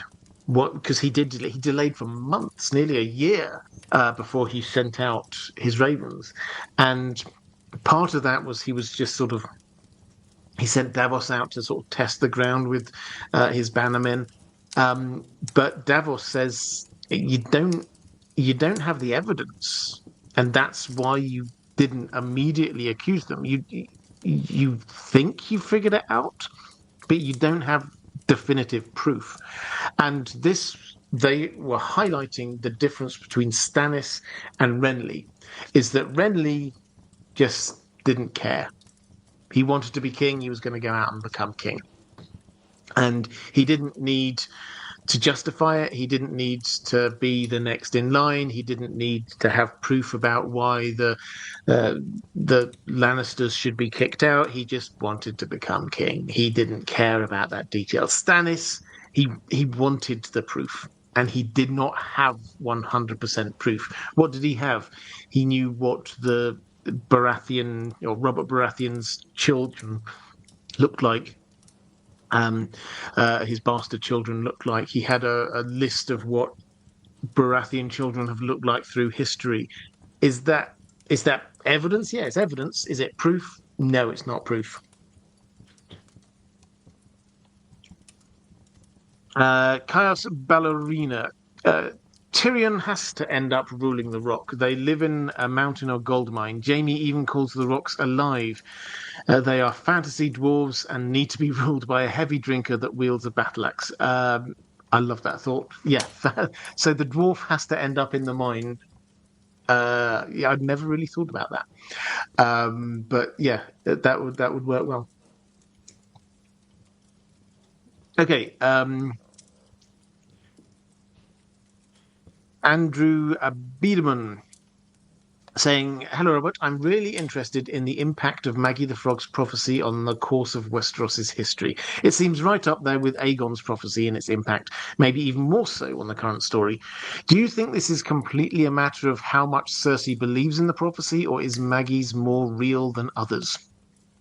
The first parts of it did seem to come true in Cersei's youth." Okay, so I've got the prophecy here. Now, this is not... I should say this is not just written out. It's not a prophecy that you can write down. This is Cersei's memory of what's a conversation. It's not even what a person said to her. This is a conversation that she had. She got told she could ask 3 questions, and she got answers to those questions. And so this is it. Cersei starts and says, "When will I wed the prince?" This is the timing, incidentally, was when she'd just been told that she was going to be marrying Prince Rhaegar. And she'd heard that there was this magical person, and she went there with a friend, and you can have 3 questions. When will I wed the prince? Maggie says, "Never. You will wed the king." And then Cersei clarifies, "I will be queen, though." And Maggie goes, "Aye, queen you shall be, until there comes another, younger and more beautiful, to cast you down and to take all that you hold dear." And then Cersei says, "Will the king and I have children?" And Maggie says, "Oh, aye, 6 and 10 for him, and 3 for you. Gold shall be their crowns, and gold their shrouds," she said. "And when your tears have drowned you, the Valonqar shall wrap his hands around your pale white throat and choke the life from you." Now, there was another bit of prophecy which went to Cersei's friend, which basically said, "You're not going to survive long," which is true. Cersei pushed her down a well. So Maggie seems to get this right. That bit she got right. Will I wed the prince? No. That's right. You will wed the king. That's right. Cersei says that, and then you queen she will be. That's right.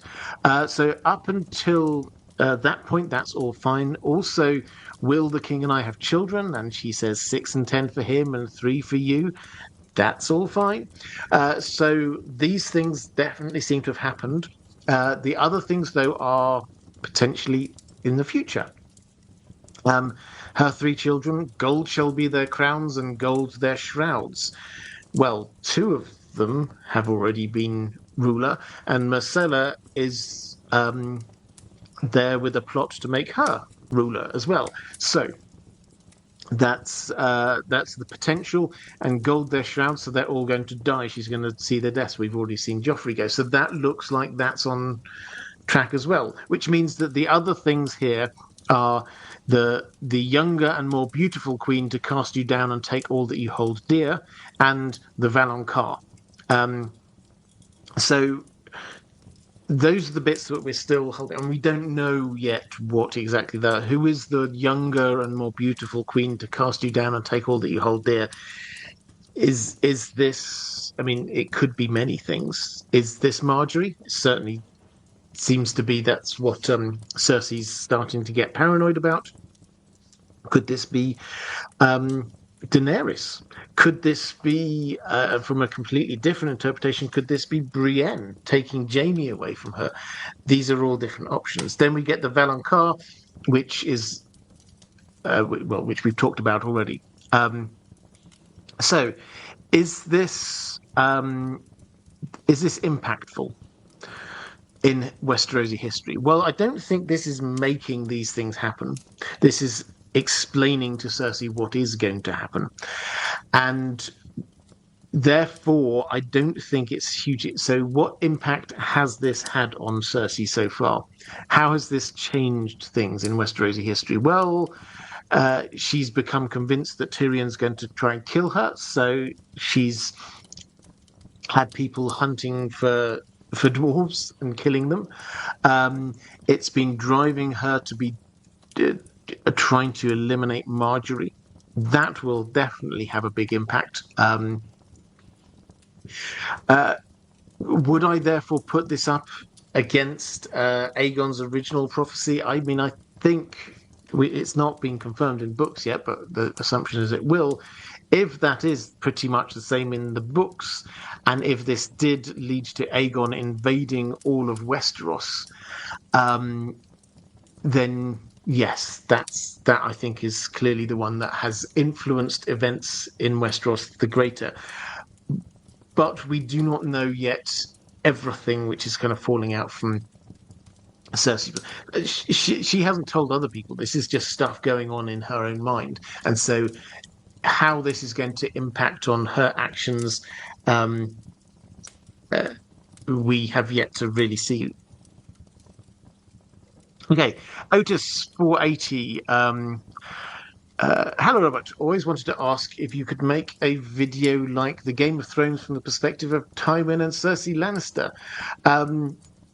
Yeah, I've done Lord of the Rings from perspectives of different people. That maybe I should do some. I mean, I did one from Rob's perspective, which I quite enjoyed doing. So maybe at some point I would do Tywin or Cersei. But here, could we talk about Cersei, how Cersei or Tywin perceived Ned's actions in the whole King's Landing developments in Book 1, and what the grand plan of the Lannisters was? Have a good stream. I will rewatch it on YouTube. If you're watching this back on YouTube, hi. I know a lot of people watch these back later rather than live, so I'm just acknowledging you. In terms of Tywin and Cersei, so they will have in Book 1, they were in separate places and they had separate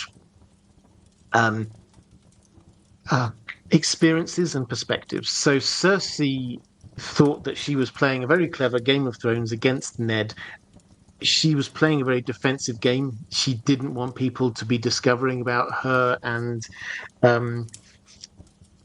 Jaime.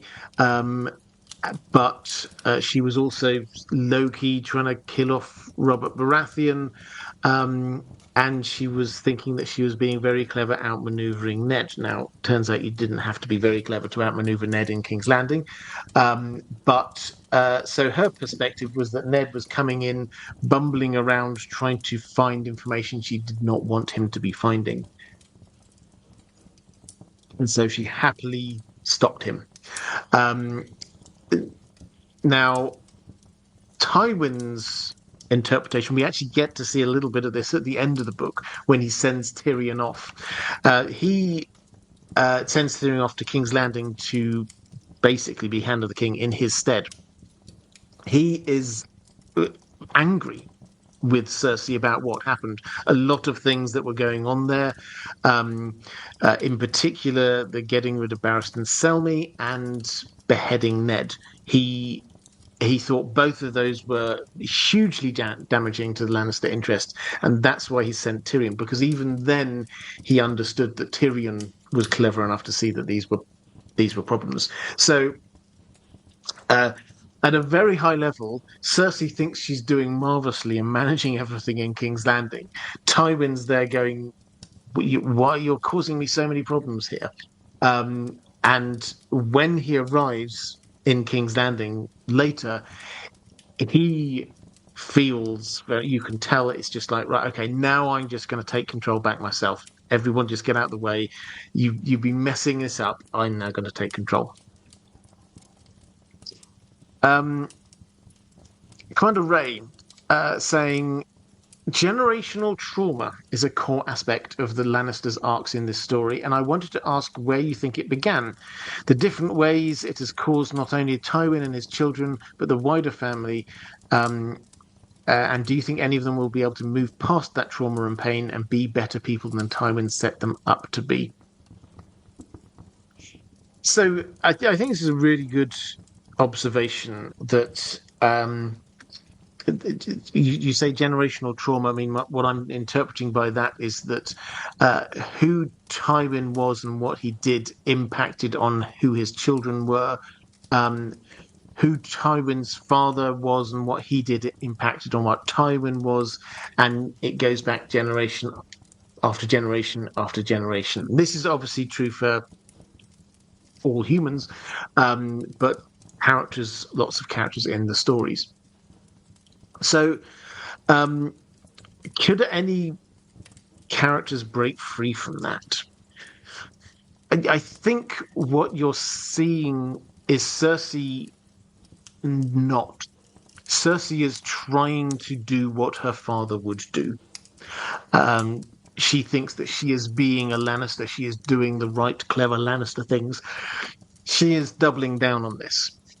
Tyrion and Cersei, Tyrion and Jaime are both in different ways trying to tackle their own past and come to terms with who they are actually as a person, not just who their family has made them to be.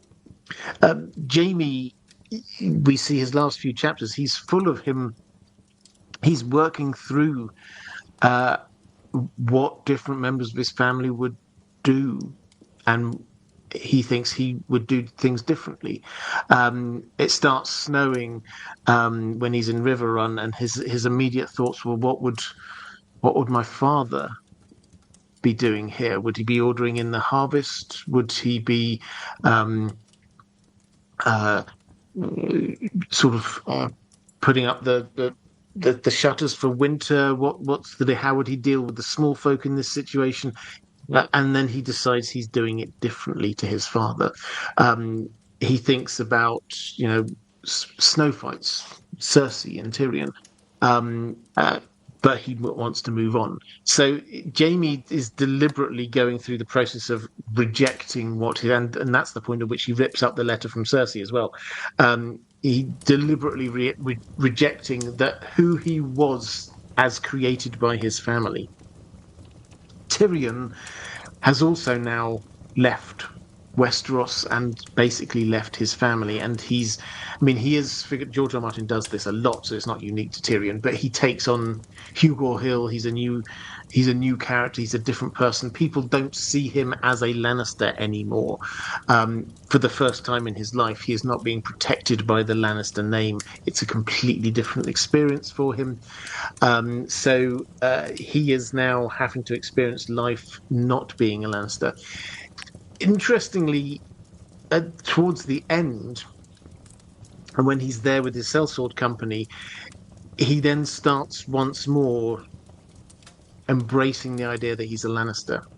He's basically buying his freedom by writing a big bunch of IOUs based on Lannister gold, and he's sort of handing this out, which obviously he only has access to if he gets back to Westeros, to Castle Rock, and pardon me, gets back to Castle Rock, and he is in charge of the Lannister gold. So whereas Jaime seems very much to be moving away from the family, Tyrion at the moment is now starting to turn his mind back to Westeros, with him there, not with the family surrounding him, but as a Lannister. So they're on slightly different arcs. And the short answer is, are they dealing with the generational trauma.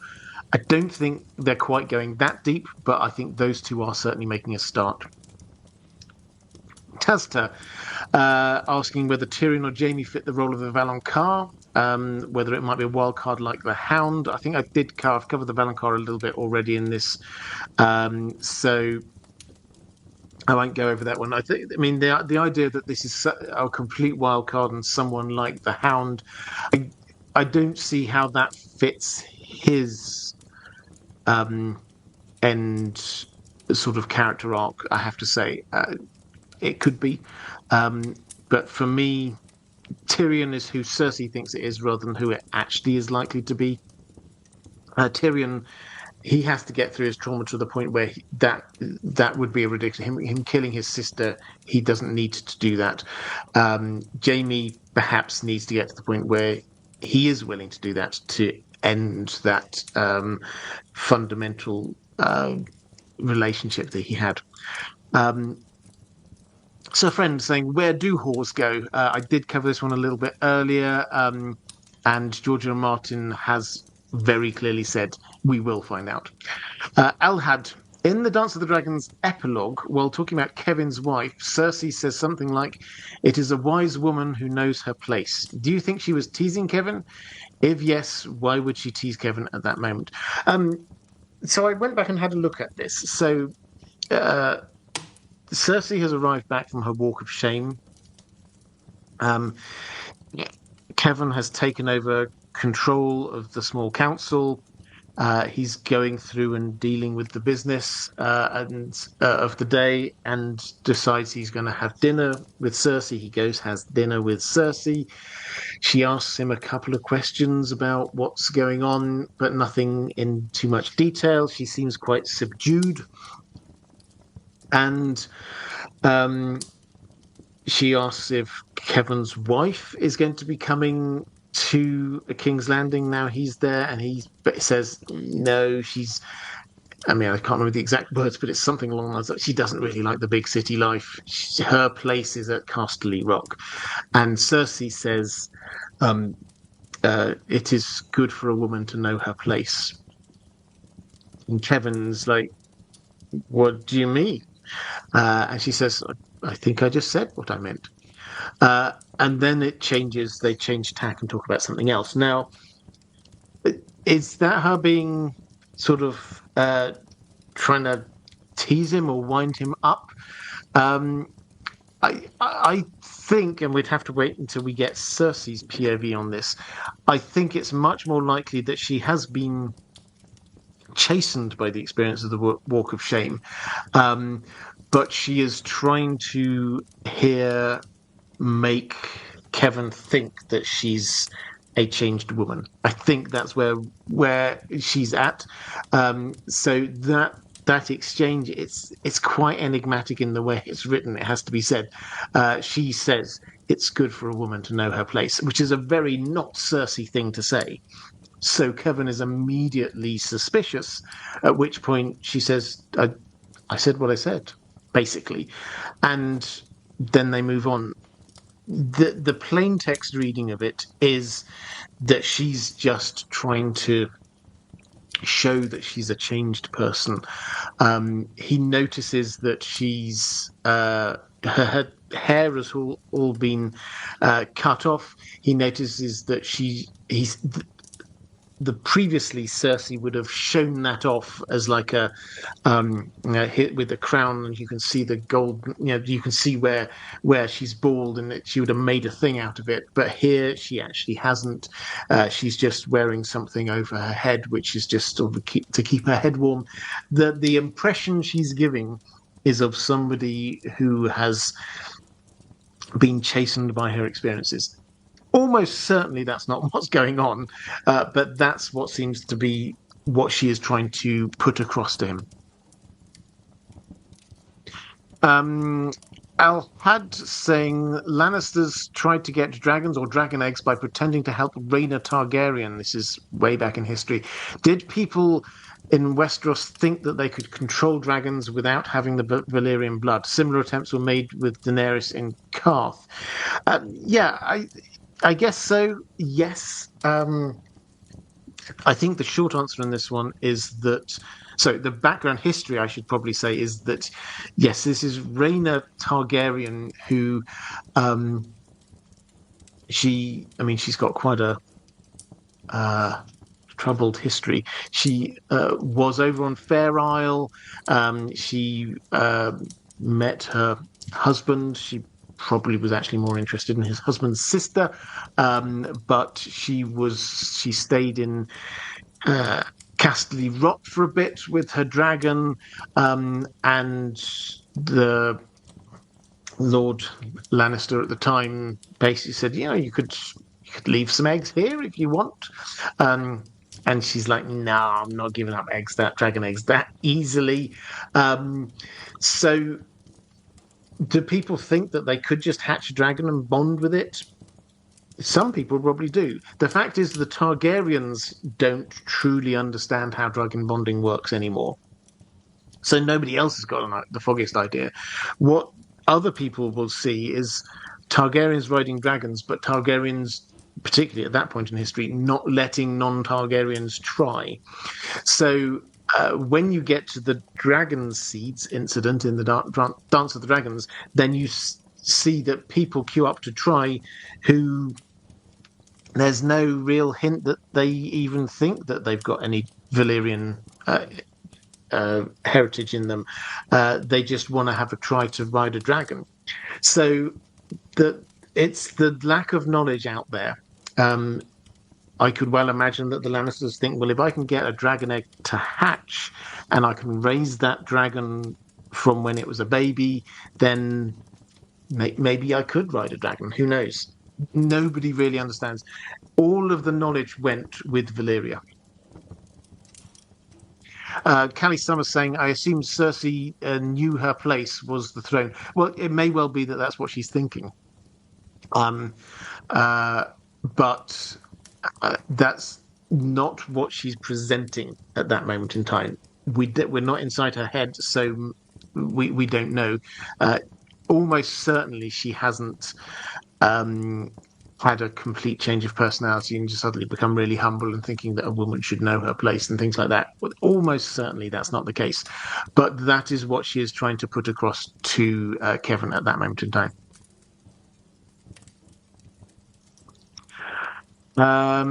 Corvus Corax. Tyland Lannister confounds me. Is there something implied that I'm missing? How was he allowed to be Aegon III's hand, and why did he even want to be after what was done to him? So, Tyland Lannister, one of the Lannister twins during the Dance of the Dragons. He was the one who was the master of coin for Team Green. He was the one who took the crown's money, distributed it out to different places, hid it basically. When Team Black took the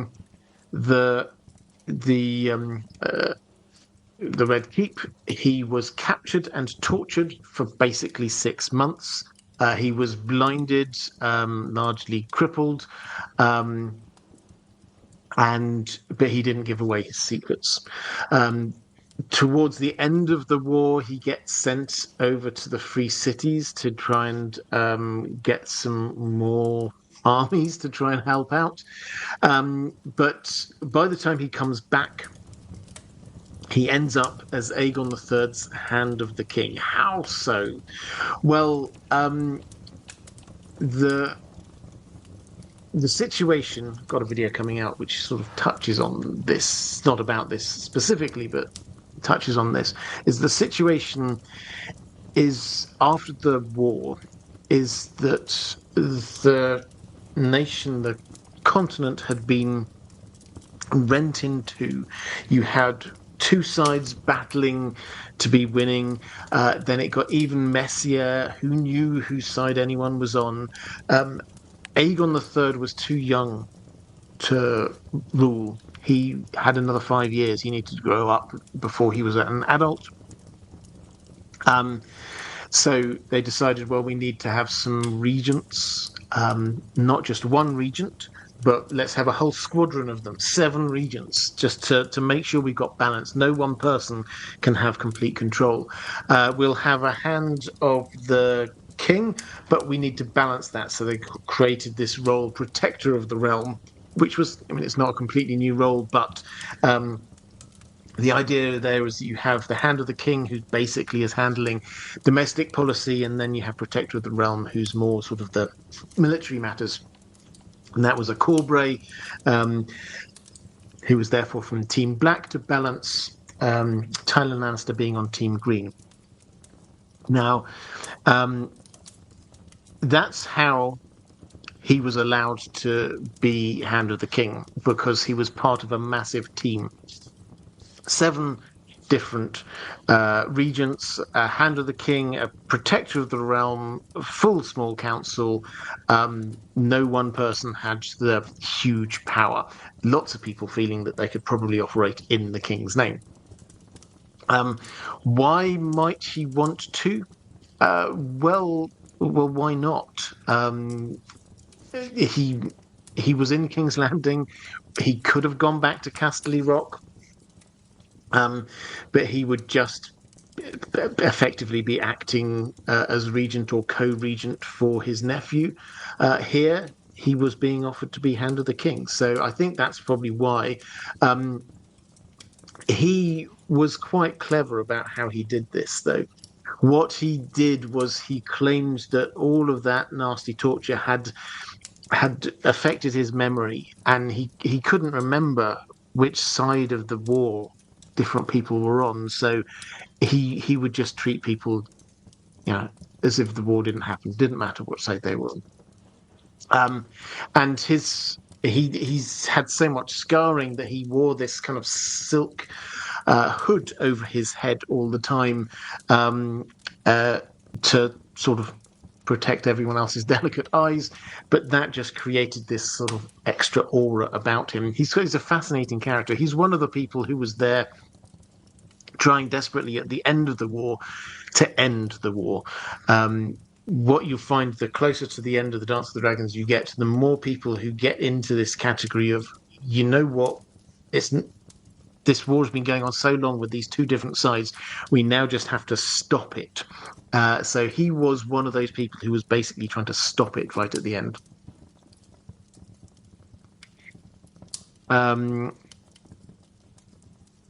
Gina Z saying, thank you for covering the Lannisters. You're very welcome. I would love to hear more about the Lannister women who don't get as much page time as Cersei. Jenna, Joanna, and Johanna, for example. I've talked a bit about Joanna and Johanna. I'll talk a little bit about Jenna. So Jenna is the sister, the only daughter out of the 5 Lannister siblings, Tywin and his siblings. She was the 3rd oldest, and she is clever. She seems very competent. She was at a young age married off to a Frey. Tywin really didn't like it. She was quite disappointed with it, but she went along with it because her father was in charge at the time. This was a power grab by the Freys, incidentally. So with Emmon Frey was her husband, but she very clearly was in charge in that relationship.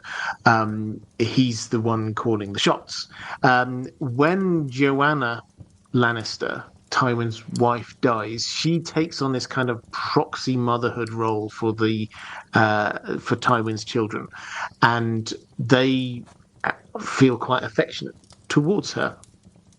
And so when Jaime later on meets her again, she's there, she's like grabbing his cheek and all things like that.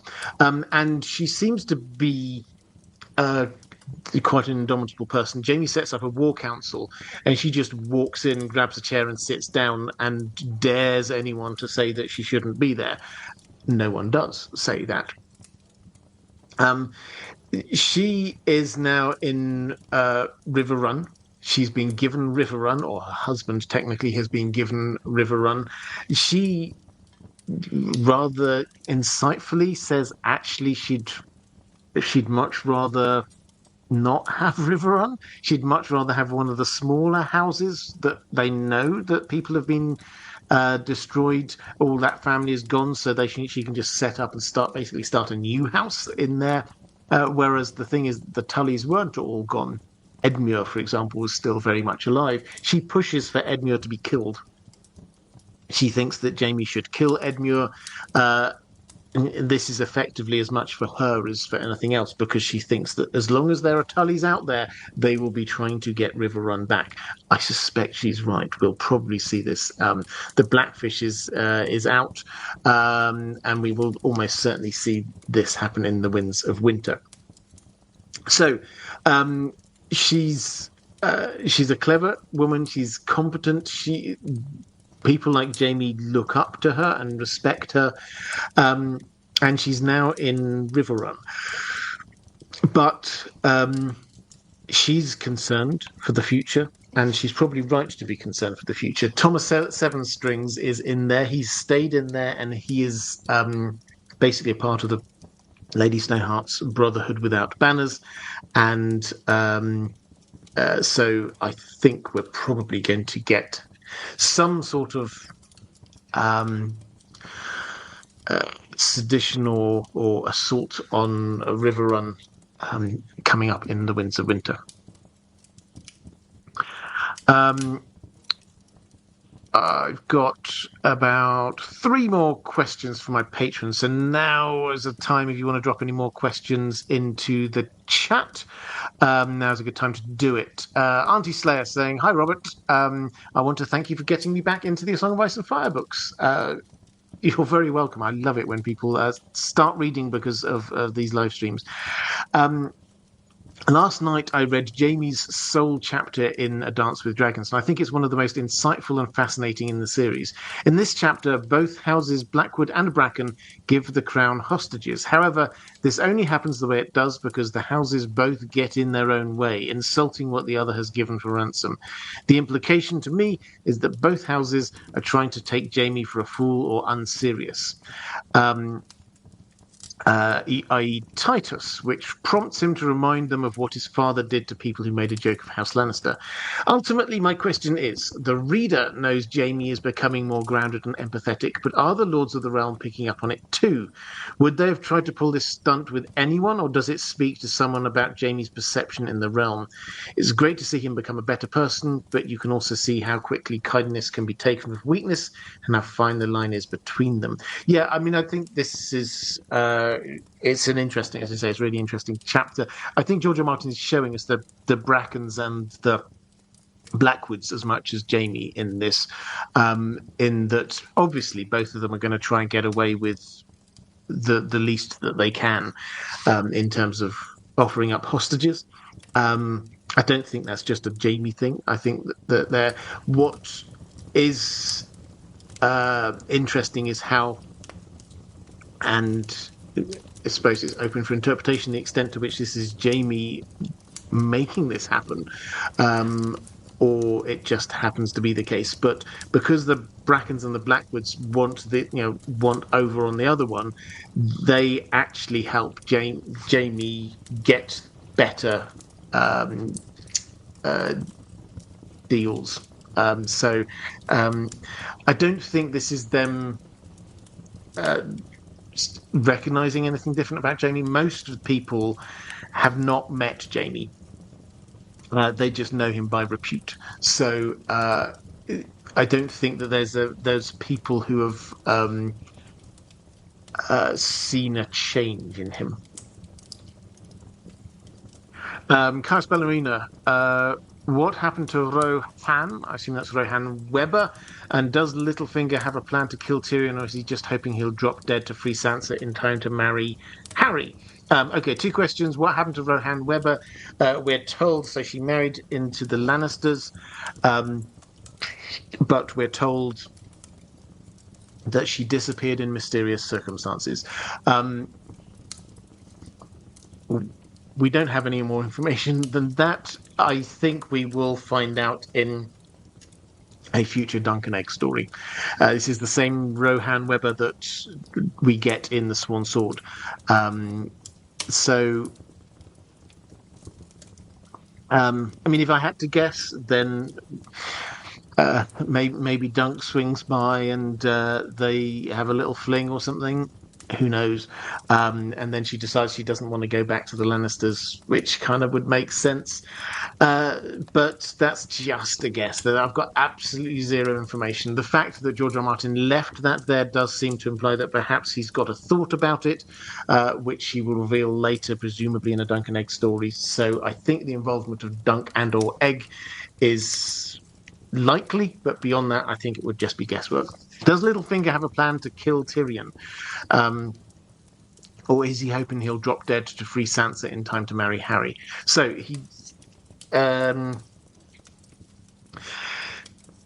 Sansa is married to Tyrion.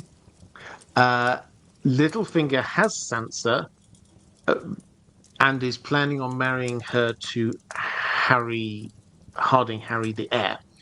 Now, there are several layers to this. First of all, at the moment, nobody knows that this is Sansa, or if they do, they're staying quiet about it. But the plan is to reveal who she is actually on her wedding day. Now, at that point, people would say, hang on a moment, but she's married to Tyrion. That marriage, however, was not consummated. George R. R. Martin has answered a related question to this, which is, could you get a marriage annulled? Sort of the High Lords and Ladies, can they get their marriage annulled if it was unconsummated? And he has said that the High Septon potentially could do that. Now, the High Septon has changed a couple of times. At the moment, obviously, it's the High Sparrow. The High Sparrow probably wouldn't be wishing to be involved in those kind of games, but does he have a plan? Will Littlefinger kill Tyrion? No, I think Tyrion's way beyond Littlefinger's reach at this precise moment of time. I think he will get the marriage annulled. It would not surprise me if he turns up with some annulment from a previous High Septon that Cersei arranged for one to be killed, for example. Maybe Littlefinger had got something out of him before he died. 444 saying, hi Robert, Tywin, Kevin, Stafford, Willem, and probably Tyrek. All of them are dead. Cersei, Jaime, Lancel, Davon, and even Tyrion are not in safe positions. As only Freys die out at a bigger rate than Lannisters, who could be the head of the house when A Dream of Spring ends? So I think Tyrion, because you have to go through this rather than say who's who might survive. You have to go through in order. So at the moment, then we have Jaime. If he's not a member of the Kingsguard, I think he will die in the story. Cersei, I think she will die. Then next up we get to Tyrion.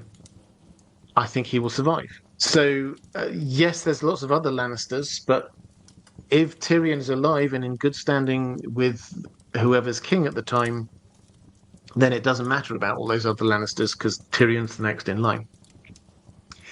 And final question from my patrons, Dick Crab Squire. I'm sure the topic of the Lannister children possibly being the Mad Kings due to certain clues, but that is George R. R. Martin's gardening style. Just like there are clues that Syrio could be Jaqen, Septa Lemore could possibly be Lyanna or Ashara. In the early development of these characters, he may have plans for them that never pan out once their story arc progresses. So yeah, I mean, it's an interesting point to be talking about his writing style impacting on things. Now, I'm not sure I would agree with the Syrio Jaqen or Septa Lemore Lyanna things. They don't personally work for me, but I definitely think that George R. R. Martin started in book one with the hints that Tyrion might be a secret Targaryen. Reread those opening 2 or 3 chapters of Tyrion. He's there. He says about how he used to read every book about dragons that he possibly could. He would spend hours staring into the flames. He remembered going to see the dragon skulls and touching them and feeling quite relaxed around them. He dreamt of flying. I mean, there's so much imagery added to which um, the connection between him and Jon Snow is consistently being reiterated. Jon's a bastard, Tyrion's a dwarf. It's the same kind of thing, says Tyrion. They're both there being sort of like ostracized by their families in different ways. This is the link between them. They end up, they literally stand there, shake hands, and call each other friends. This is the strong link has been forged between those two. And Jon obviously is a hidden Targaryen. I think George R. Martin definitely set out strong on this and then rode back. The question for me is this that he just followed Tyrion's character, and as you say, as a Gardner writer, it just didn't really pan out that way. So he's just going to not really talk about that bit anymore? Or is this like the Isle of Faces mentions? The Isle of Faces is mentioned 3-4 times in the opening half of a Game of Thrones. It's it's clearly there to supposed to be high in people's thoughts. Jorah even mentions it as one of the main sites of Westeros when he's talking to Dany. This is uh, right up there as one of the things we're supposed to be thinking, oh, Isle of Faces, that'll be worth knowing. And then hardly any mentions going through for the next 2 or 3 books. Like there's like 1 or 2 mentions across the next 3-4 books. That was him, and he has admitted this, slowing things down because he could not keep dropping things in about that at that pace. If he at that pace was in order to pay them off at the end of book 3. If he actually is only paying them off at the end of book 7, say, then he doesn't have to drop things in at as quick a pace. So I don't know. I guess we'll see. We'll see with Tyrion where it ends up. Whether this is one of those things where he's just Gardner righted his way out of it, or whether he's just paced himself. Okay, let's have a quick look in the chat. That Alf Torren saying, or do you think the dance would have gone differently if Rhaenyra had married Jason Lannister? Would Tyland still be Team Green? I mean, if she'd married Jason Lannister, I mean, it would have been very different. Instead of Daemon, yeah, that would have made things very different.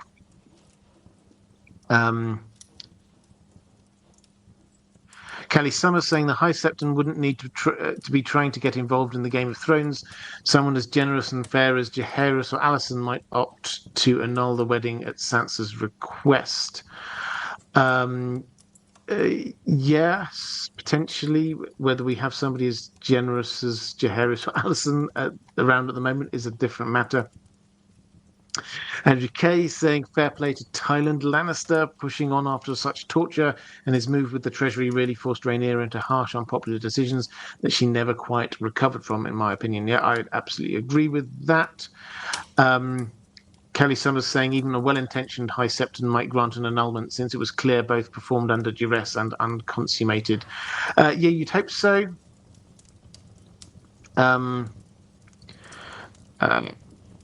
And let's have a quick flick through.